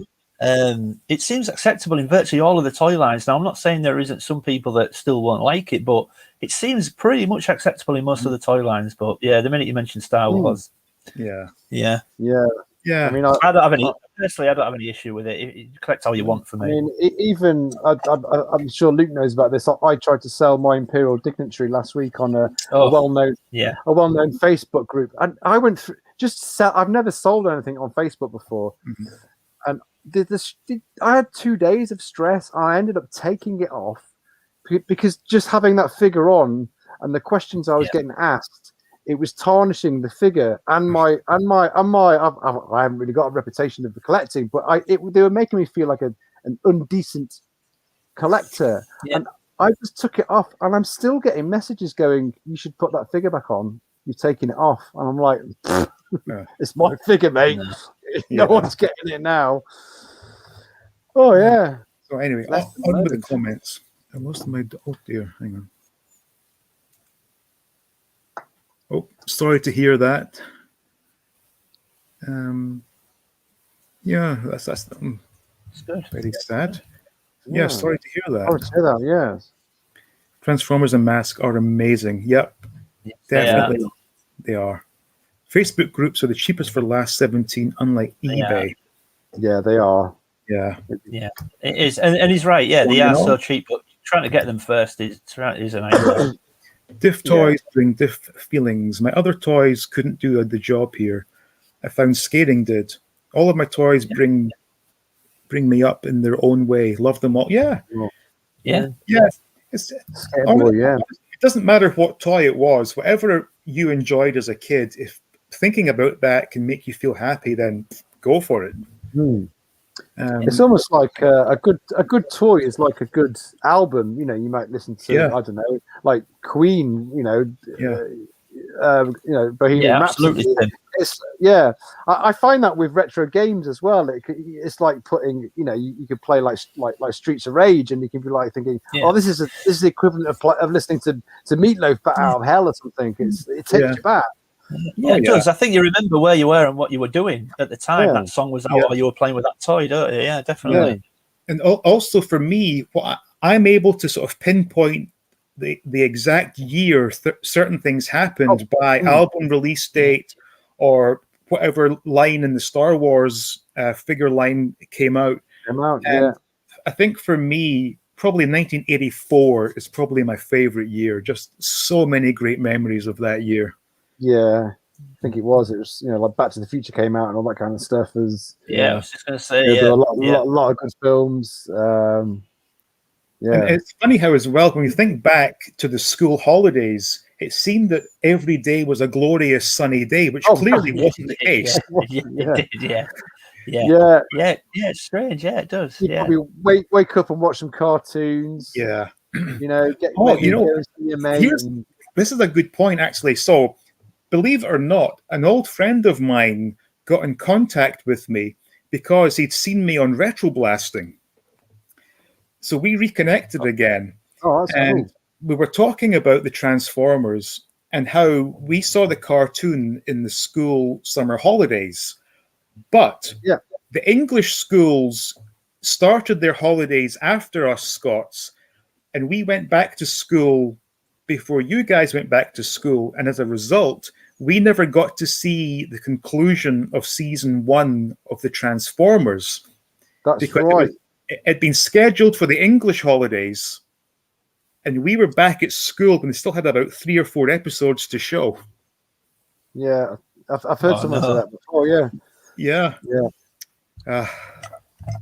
There were two. I think there were 2 places where they used to show it on ITV, and I think it was part of. Was it Whackaday? Whackaday. I think it might be Whackaday. I think they used to show like an episode over a week. Yeah, I think they did. In parts, and then it got repeated again. Yeah, Mallet's Mallet. But thinking about it, Bonk and Boob was the game. That was Mallet's game. Was Bonk and Boob. Oh yeah, Mallet's Mallet. I remember Mallet's Mallet. Yeah, but you couldn't pause, couldn't hesitate. But the game was called Bonk and Boob, which thinking back is quite an absurd name for a kid's game show. But, yeah. I remember that one. Yeah. Actually, I happened to see a picture of Timmy Mallet the other week there. He hasn't really changed a bit. That's it. Incredible. So, Magic is cockatiel and things like that. And Magic, roll your Bermuda shorts, roll up one of your Bermuda shorts higher than the other. And also, you had like people like, because I think on a Saturday before on ITV, before whatever started, the main show, whatever it was, like Get Fresh or I can't remember what it was, number 73. Yeah, I can't remember what it was. They had a different set of presenters on Whackaday. And if you remember, they used to have the Wide Awake Club, which is what Whackaday. I remember the Wide Awake Club, yeah. But then on they had a Sound Asleep Club, and do you know who that was? That was Mike Myers. Austin Powers, really? Mike Myers. Yeah, he used to be on the Wide Awake, the Sound Asleep Club, because he grew up in Liverpool, didn't he? So Austin Powers and right. I didn't know that. Every day's a school day. Yeah. So, this is a theory as to why the Luke Endor never came with a lightsaber, because it came with the R2. Yeah, but that lightsaber in R2 is terrible. It's very short, isn't it? It's only tiny, isn't it? Short and stubby. I tried to photograph Luke in Poncho the other week with holding the pop-up lightsaber. And he's so cack, he can't put it in. It just doesn't work. Yeah. I mean, the theory's sound, but the lightsaber isn't actually usable, is it? No. So still needs 7 of the last 17 and 4 original. Yeah, close. Beast Wars. Good, close. That's something I don't know anything about Beast Wars. I have no knowledge of that, of Beast Wars. No. It was no. I used to watch the animated show, but you look back at it, it's early CGI. It's awful. Oh, really? I have no knowledge of it. So there's talking about 1984. 94. Yeah. E.T. It wasn't E.T. 82 though. 82. Yeah. Yeah, it was 82. I think. I remember. I was 8 in 82, and remember going to see E.T. Scuba Pete. Hey, Scuba. Scuba. And then, hi, Dave. Dave. Yeah. So, going back to children's TV during the holidays, one show that really used to irritate me was on BBC called Why Don't You? And it used to be hosted by kids in different parts of the UK. We're going to watch a film. We're going to watch a film. Yeah. I don't know why. I used to hate that show. I remember it. I don't remember a lot about it exactly. No, I used to like the title sequence. Yeah. I remember them do how to make a posh frothy coffee. It was just with Carnation tin milk. I remember doing that once. I remember them showing you how to make posh sandwiches. And it was basically just cutting a sandwich into like 4 thin strips. I think I remember that one. But we watched that stuff though, didn't we? We watched it. No, it was the kids showing you how to make a cheese and ham sandwich, but make it posh. And I remember the kid buttering the bread, putting 1 slice of ham, 1 slice of cheese, other bit of bread, and cutting it like 3 times. And go, there you have a posh sandwich. I'm like, wow. Color me impressed. And didn't they always have one segment where they would tell jokes? Oh, they had like I say. They'd have like rubber balls. No, I do remember that. Yeah. Wooden spoons with rubber bands on them. Yeah. Yeah.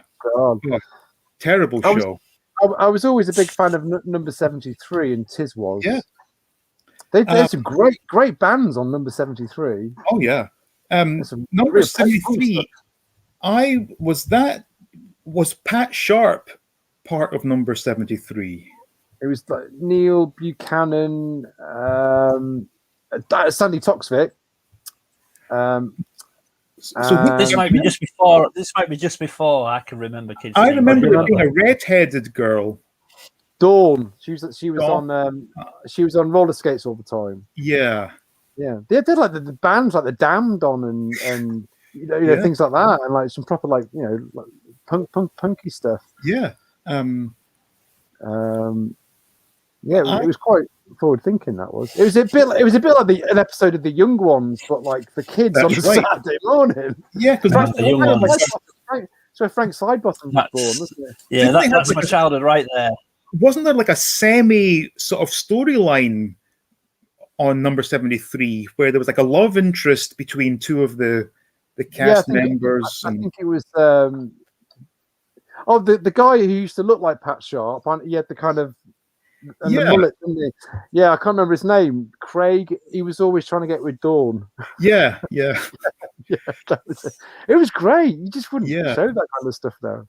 Actually, I still remember a fantastic pun from number 73. So if you remember the show, The Price is Right, Ted Rowlands, come on down. Well, number 73 did a spoof called The Slice is White. The bread. Come on, brown. Bread. They had loaves of bread and I can't remember the rules, but No. Oh, Luke, you've got to YouTube these number 73. Right, I will. I'll do that. It was rock and roll. It was TV rock and roll, wasn't it? Yeah. But I don't know why, but for some reason, I tended to watch more children's BBC than children's ITV, especially during the week. Yeah, I was more in the broom cupboard. Yeah, with Philip Schofield and Cities of Gold, Ulysses. I was going to say I never really remember the channels. I remember the programs. I don't actually remember which channel they were on. But as a kid, the ones I remember obviously Mask Transformers. I watched Jason and the Wheeled Warriors.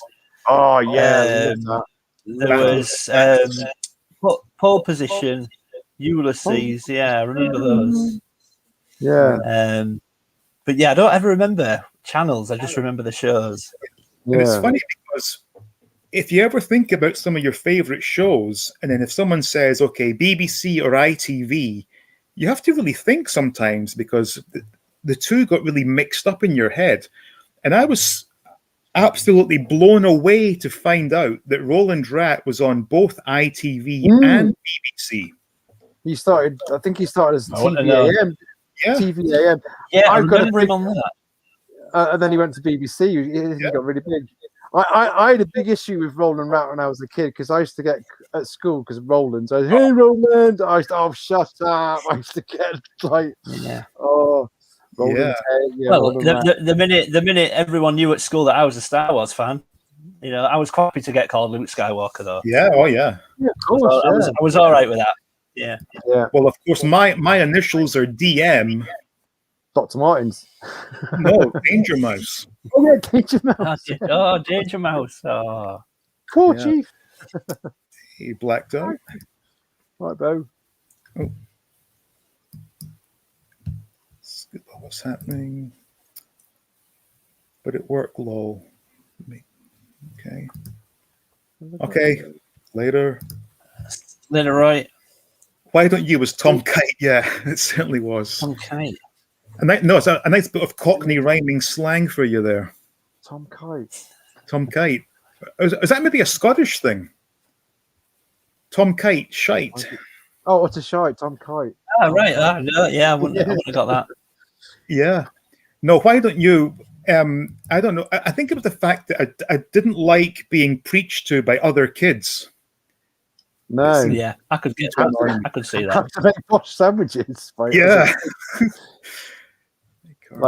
It used to be regional. It's like got to. They never came down to Devon. No, I remember they had the crew from Wales. They had Glasgow, I think, and the Geordie. Yeah. It was based on a youth club. That's right. Yeah. Hey. Tom Kite, the folder.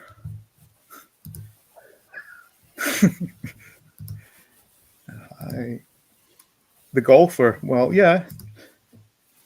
That's right. Yeah. My mum always used to come and go, turn that down. Yeah. Turn that down. Go put Swap Shop on. It's quieter. Now, what was she? She was Sally, somebody with the dark hair. Sally, Maggie Philbin. Was it Maggie Philbin? Maggie Philbin. Yeah. Was it Maggie? Who was? Yeah. Or Maggie Philbin. Yeah. Chris Tarrant. Lenny Henry. Yeah. Murphy's Mob. Bob Carroll G's. Now, Murphy's Mob rings a bell, but was that like a... I remember they had things like Josh, was it Joshy's Giants? The football. Joshy's Giants, I remember that one. Yeah. I remember the one that Biker Grove. Biker Grove. Murphy's Mob actually reminded me of something else. I remember a show called Betty's Bunch. Does anyone remember that? Betty's Bunch. Serious? Yeah. I don't know where I got that from. There was a show called Betty's Bunch, and I think it was a one called Betty's that so many kids. Yeah, Miss Rent a Ghost. Yeah, I remember that. Yeah, that was a classic. If Chris is here, we can start talking about Johnny Briggs in a minute. Yeah. Roland from Grange Hill. Yeah, Johnny Briggs. Oh, no, I had what that about Round the Twist? Does anyone remember that? Oh, I love Round the Twist. Yeah. Yeah, Round the Twist. Yeah. The strange things. I called Gerbil because of Kevin the Gerbil. Oh yeah, oh man, I feel you, man. Yeah. Errol the hamster as well. Yeah. Donnie Murder. Justice Giants. Yeah. What's that from? Donnie Murder. Yep, Scottish slang. Tell you one show that I have really vivid memories of my childhood, and I think only for the wrong reasons because it absolutely scared the life out of me. Was Terrorhawks and Zelda. Oh yeah, God, yeah. She was horrendous. Yeah, scared the life out of me. That I used to want to watch it, but I think they used to show it on a Sunday around about 1 o'clock. Right. Yeah, I think it was. And you were always sat down having your beef and your gravy and your roast potatoes, and then Zelda would cook. It'd put you off your dinner. It'd put you off your dinner. Awful. No. I remember the life out of me. a few times Scooby Doo would scare me with some of the ghosts. Yeah, I think some of the some are quite Evil Edna used to scare me. Evil. Oh, is that Will-o'-the-Wisp? Evil Edna, Will-o'-the-Wisp. Yeah. Oh yeah. Strange, isn't it? Yeah. Turkish Delight. Oh man, I would kill for one of those right now. A Fry's Turkish Delight. Oh, sorry, I'm just chuckling. I've just read Christian's comment about Betty's Bunch. Betty's Bunch.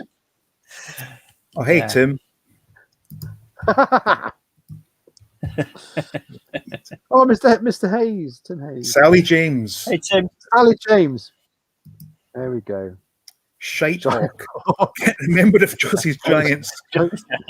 Manageress. Bob. Bob, yeah, remember Bob, yeah. Bob. Yeah, remember Bob, yeah. This is pre-water. Yeah, sorry, Christian. Sorry, Christian, you're right. Do you think Action Man opened the door to figure collecting? I think, yeah. Possibly, but it wasn't. But the concept was you would have one Action Man and a ton of different uniforms to create the accessories. You could always put the accessory packs and Or Johnny Biggs was a pain in the ass. Whereas yeah. Or Razzle the dog. I got to say, I really didn't enjoy watching Johnny Briggs. If Chris Lord is watching, sorry, he's got a thing about Johnny Briggs.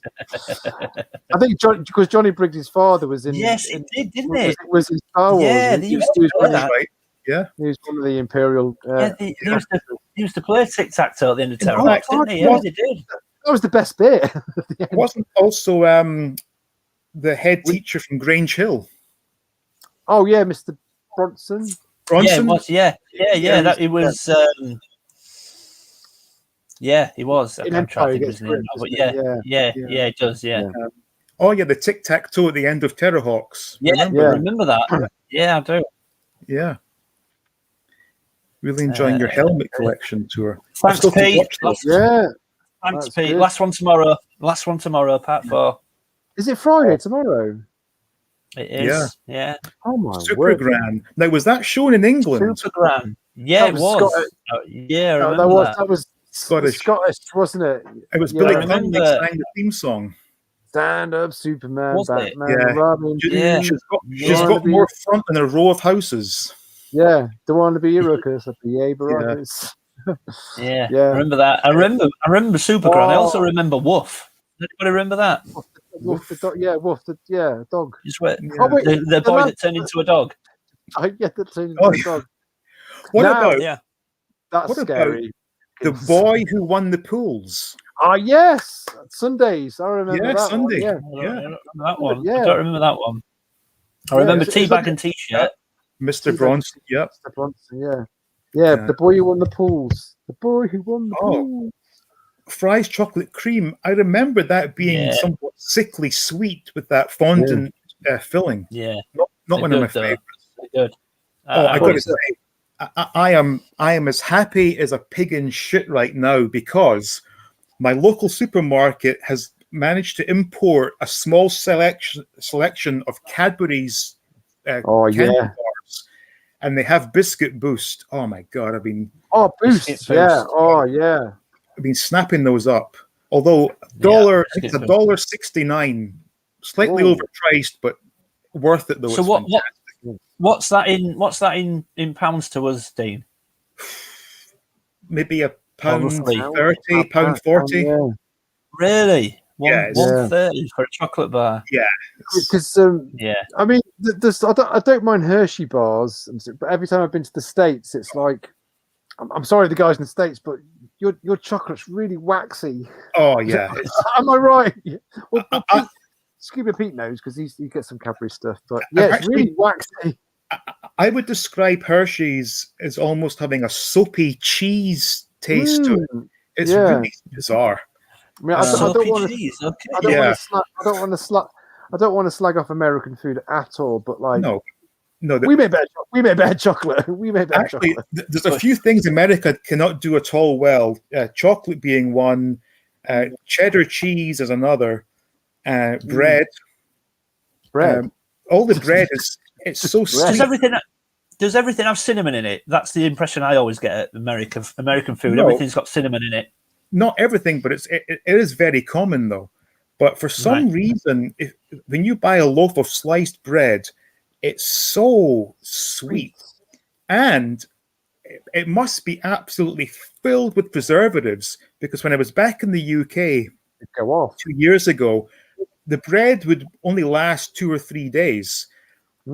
Over here, you can have a loaf of bread opened for about 10 or 12 days, no problem. No way. So I think it's obviously just filled with chemicals to keep it. Yeah. Not so good.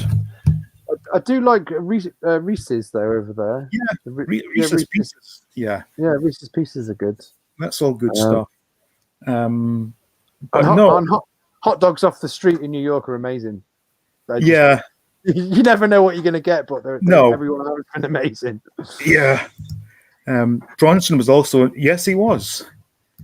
Yeah. I had to get my trash cans in. Oh, Tim, be careful. Anyone ever get a bit naughty with the Finger of Fudge song? Finger of Fudge is just enough to give the kids a treat. A finger of fudge is just enough until it's time to eat. Full of chocolatey goodness. Just enough to give. And he's playing Conkers, isn't he, in the advert? Oh, yeah. He runs off to have a fudge. And you can't play Conkers now at school because it's deemed too competitive. Too dangerous. Super dangerous. Tynemouth. Interesting. Yeah. How about Dog Tanyan and Three Muskehounds? Remember that. Yep. Yeah, I remember that. Yep.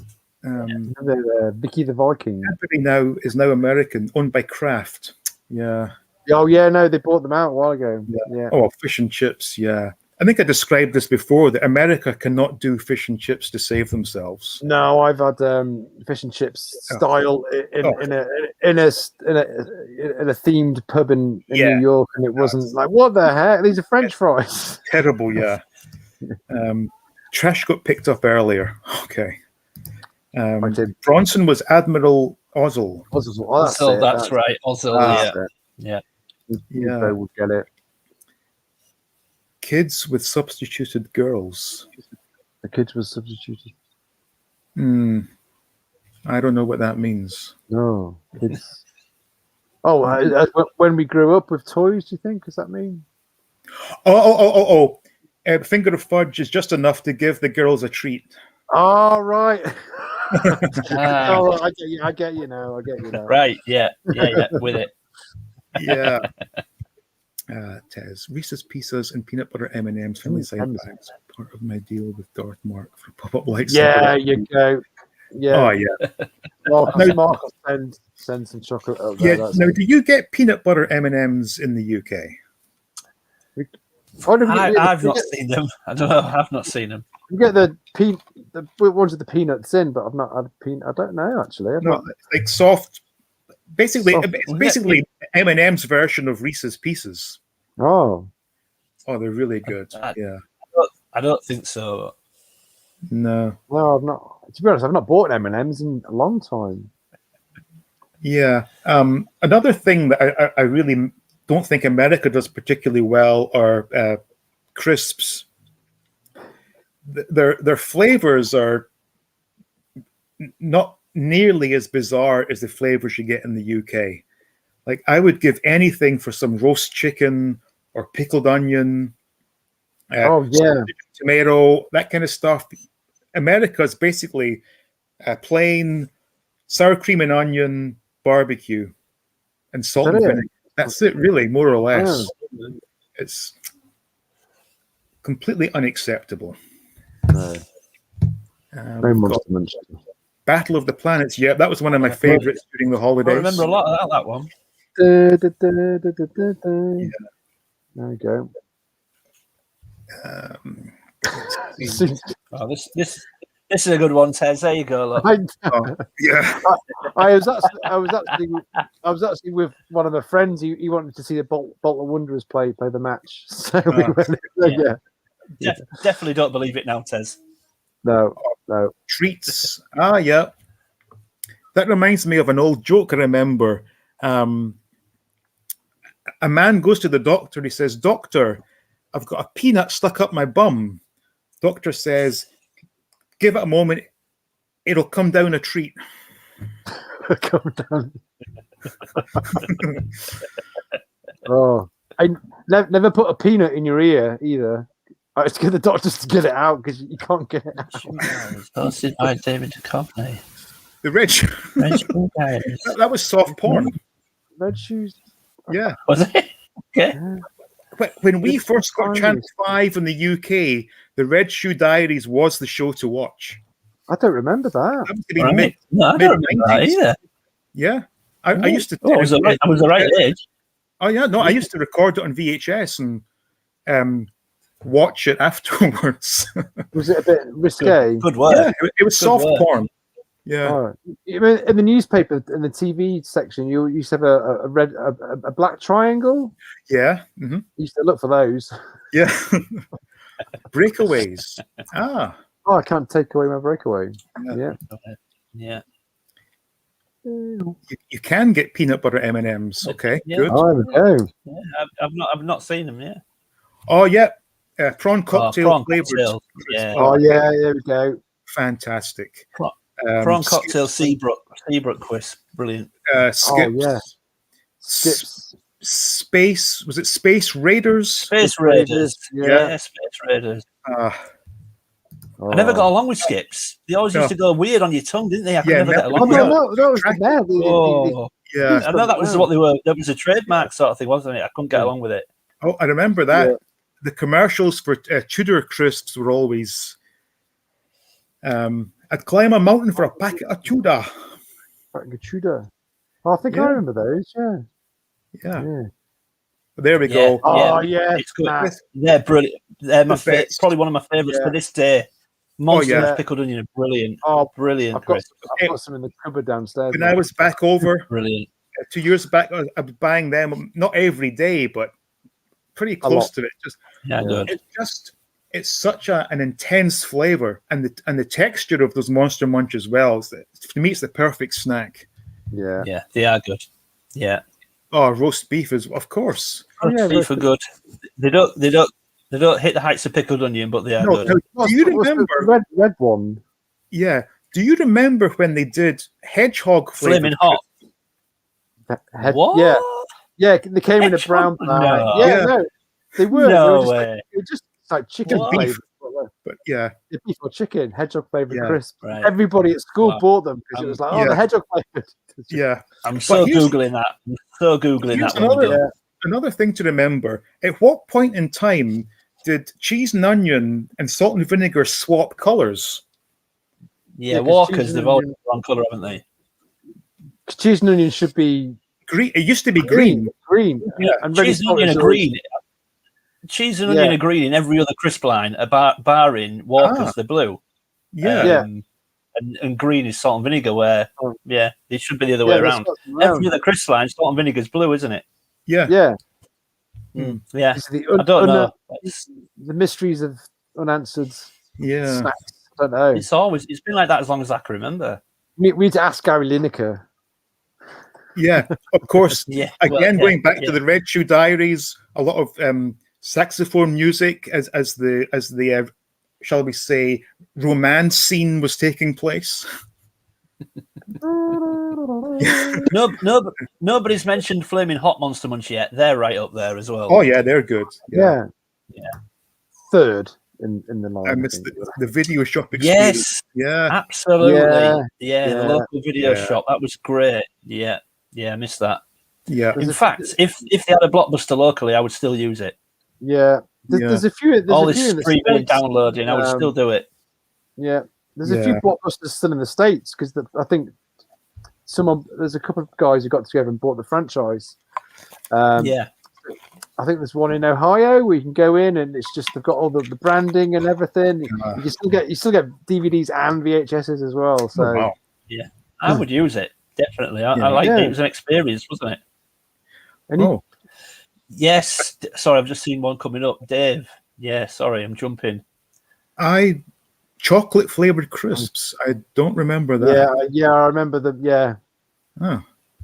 No, I didn't. They were Salt and Shake, were they? Salt and Shake. Salt and Salt and Shake. Yeah. Yeah, they still have them.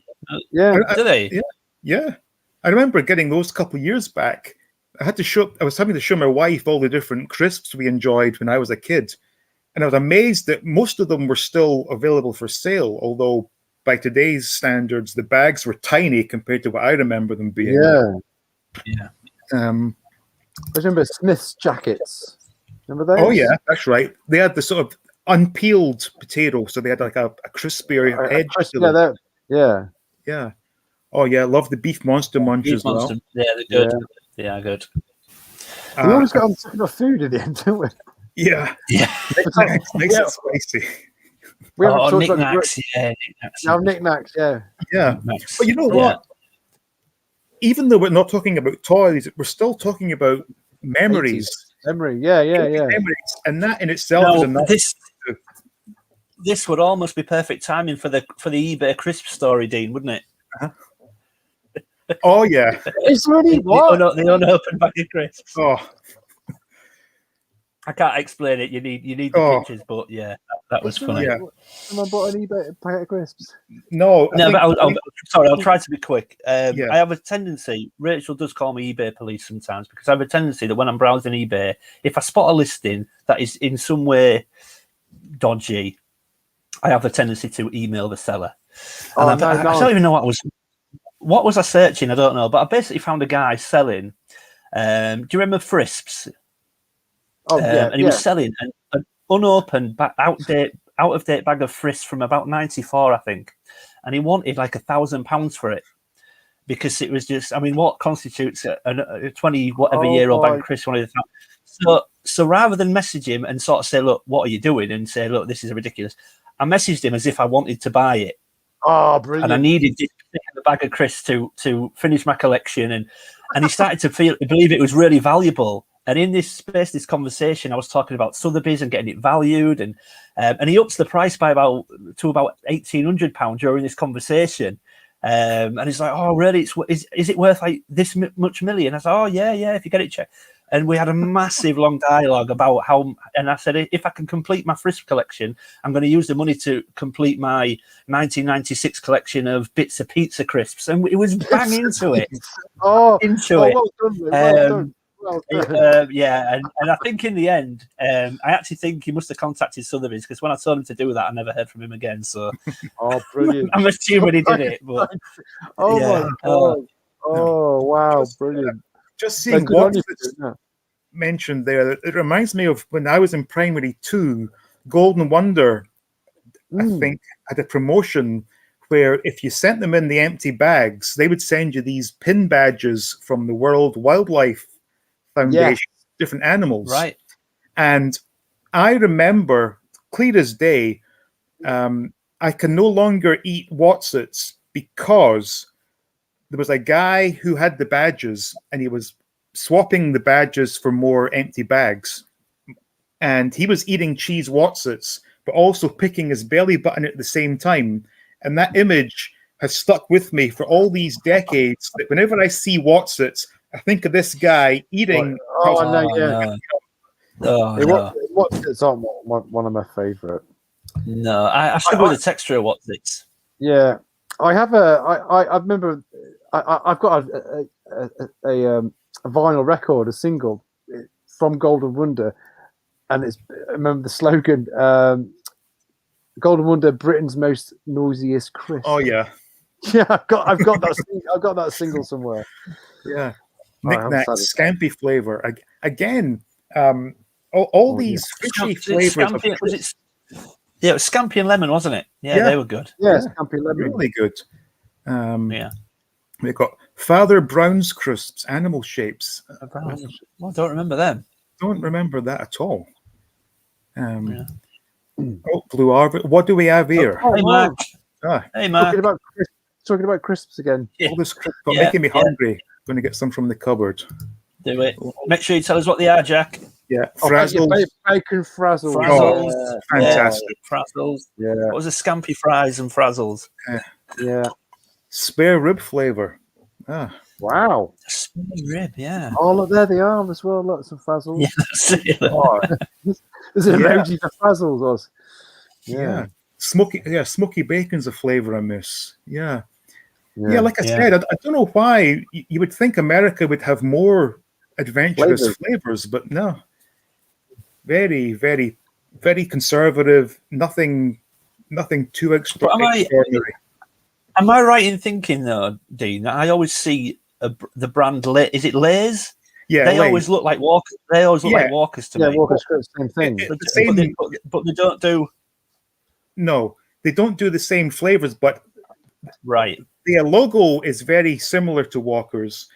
Yeah. Also in Thailand, their brand of crisp is Lao, and it's the same sort of yellow circle background. So it's obviously all under the same umbrella company. Right, so sunset, isn't it? Yeah. Yeah. What's this? Got the 2p stees. What's that? 2p stees. A small bag of. I remember 5p football crazies. Oh yeah, 5p. Yeah. Do you remember skydivers? Skydivers, yeah. I remember them. I remember Transformer snack. I think they might even still be going. We're just discussing hedgehog flavor. I missed one there. Skips remind me of a good night in town. Don't know why. Okay. No. The ET. Oh yeah, they were coloured. They were cola flavored custard creams in a pack of 3. One was green, one was red, and I think one was brown. Yeah. I don't remember though. Did they have ET's face on them or something? Well, the packaging did, but they were just they were bog standard custard creams, but they'd been dyed in different colours. Lay's are better than Walkers. Better. Controversial. Well, no, because hang on, because Lay's. No, do you get Lay's in the UK? I don't think so. I think you get them in Europe. You get them in. I've seen. You go to Spain. I think I've seen them there. I think I've had them there. Right. Yeah. The animated TV ad telling people to lock their doors because you don't know who's at the door. Terrifying. I remember a lot of the PSAs were. I don't remember that one. The one that sticks in my mind was the kids playing frisbee by the electric pylons. And the frisbee got stuck. I remember that one. Oh yeah, I do remember that. Well, they played Blind Man's Birth near the M25. Veered onto the road. Yeah, and there was one with a kid playing by the canal, and and the Angel of Death appeared with a sickle. Yeah, Death and the Grim Reaper. Yeah. Oh boy. That sounds pleasant. No, I mean we had the Green Cross Code and all that stuff, and we don't seem to, we had Charlie Says and all that kind of stuff. Mm-hmm. We don't. Yeah. I don't know. Look at this one. Yeah, that'll be the ET biscuits. Neon colours. Joining late but love your content. Oh, thank you. Grab some Seabrook prawn cocktail. That's what. That is a choice. That is a choice, Jack. And that's a choice. Is that? Yeah, brilliant. Good choice. I don't think I've got any crisps in. I think I've got one pack of Frazzles downstairs. Yeah. KP Outer Spacers. Yeah. Now, were they pickled onions? Were they different coloured? You remember these different coloured ones as well? Oh, yeah. I couldn't eat those for some reason. Just the colour put me off. Green, orange, and yellow, I think. Yeah. It was like, Monster Munch. Now we're all hungry. Yeah. Seabrook. I've never heard of Seabrook before. Yeah. Seabrook Chris are great. I think they're around in the 80s. Yeah. They were like sea salt flavoured and things like that. Yeah, they do. The beef flavour is called Beefy, and they are great as well. That'll be Lay's are available. Okay. Yeah. Bacon crunchies. You can't listen to Mark anyway. He wants to be American, doesn't he? Remember them. Wants to be American football. Lay's and Walkers are the same company. Yep. There we go. The water public. Yeah. The dark and lonely water. That was it. Oh my god! With the Grim Reaper appearing, and didn't they show you the kid face down in the just water? floating. Yeah. But also, you had the light. Was it Billy Bobtail? The rabbits crossing the road. Oh yeah. Yeah, I think they were sort of early 70s. Yeah. Remember Ghost Watch with Sarah Green? Oh god, yeah, that was scary. Yeah. That was believable, wasn't it? Bone Shakers, yeah. Bone Shakers, yeah. Oh, with the coffin. Oh my coffin, yeah, the plastic coffin. Yeah, they did. Yeah. God, you get a little badge now. Wow, you get a little badge as well, of like a werewolf and a. Yeah, I remember them. Mm-hmm. Yeah. Oh my god! Hey, it's good when we talk about snacks. Yeah. All good. Ah. Yeah. An ominous voice. Yeah, you do, Mark. You want to be American. Scarred for life. America. Yeah. But actually, I think for me, one of the most effective public service announcements was from Grange Hill. When I saw Zamo Maguire having OD'd on heroin, that for me said, I will never do hard drugs. That scared the life out of me. Yeah, that did. That was really gritty stuff, wasn't it? Oh, gritty stuff. That really was for young kids. But actually, you know what? It worked because, like I said, that scared me straight. There's nothing really. There's nothing really like that. But I mean, kids don't even watch telly now. It's anything more than like 10 minutes is too intense. You know what I mean? Yeah. I think there's a whole generation of like children who are just going to be like, oh, do you remember that music from that? You know, we grew up on great music and stuff. Yeah. I mean, my lad's going to be just like, oh, do you remember that meme? The music from the meme, like that 10-second bit of music. It's like, oh god, it's like Sandra Bullock in Demolition Man, where they're listening to the TV jingles, but the kids are going to be listening. Oh god, yeah. No, no. Oh, I mean, have you listened to? Has anybody listened to the charts lately? We'll have the 3 seashells in the toilet soon, won't we? Oh god, yeah, that whole conversation. Get some milk. Yeah, I remember. Zamo, I grew up in Wester Hale, so it was real. Yeah. And actually, in actual fact, I remember being quite upset by that scene. Actually, quite distraught as a kid.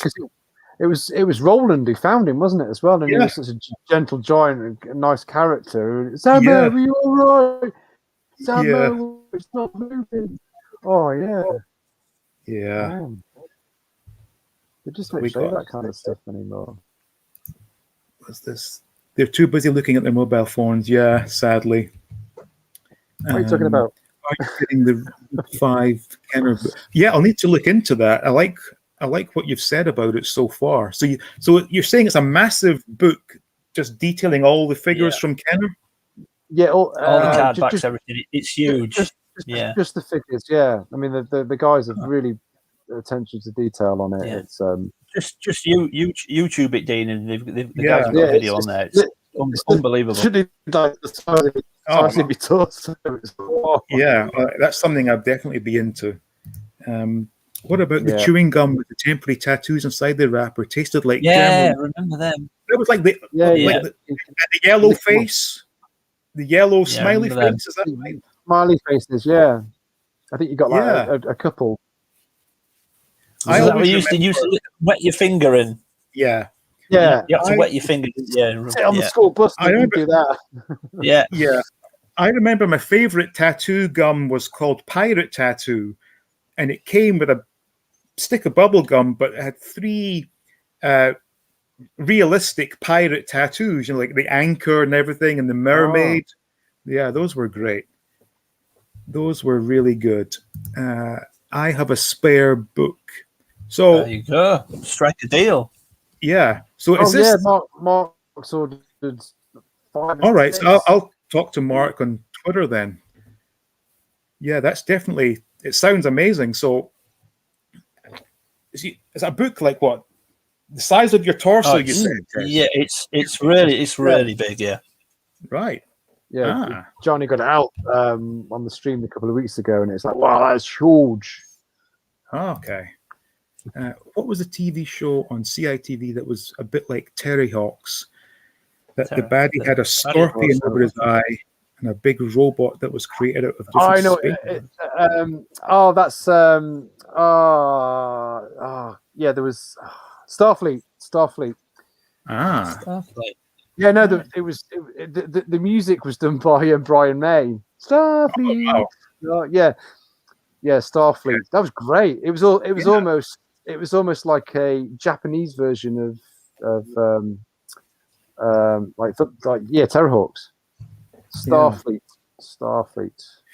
Just Say No. Now, didn't the kids from Grange Hill visit the White House and Nancy Reagan to promote the Just Say No campaign? Wow. I think that's right. Yeah, they did. Yeah. Volume 1, vehicles coming in Volume 2. Okay. Yeah. Starfleet. Yeah. Starfleet. There we go. So that's us hit the 2-hour mark. So this has been fantastic. And enjoyed it. Anyone watching who maybe wasn't feeling quite so good prior to watching, I hope you've enjoyed this chat and it's helped lift your spirits, because it certainly lifted mine. This was a wonderful chat. Yeah, really enjoyed it. Yeah, very much really enjoyed having you guys on. Hopefully we can do it again, because thank you. Love to. There's just something quite therapeutic about talking to people of a similar age who have similar memories. And as you've seen these past 2 hours, so many great topics have come up, which we've all been able to relate to. And that to me is the most important thing. So wonderful. Yeah. Absolute pleasure. Yeah, really enjoyed it. Thank you, everyone. Yeah, really enjoyed it. Really enjoyed it. Starf was cool. Well done, sirs. I need a boost. Well, thank you. So, again, thank you, everyone, for watching. Hope you enjoyed it as much as I enjoyed doing this. And see you next week on the live stream. And as always, stay tuned for more videos from All Things 80s. But before you do that, make sure to subscribe to Tez and Luke, who also have fantastic channels. So, thank see you next time. Rowlands. See you guys. See you later, guys. Bye.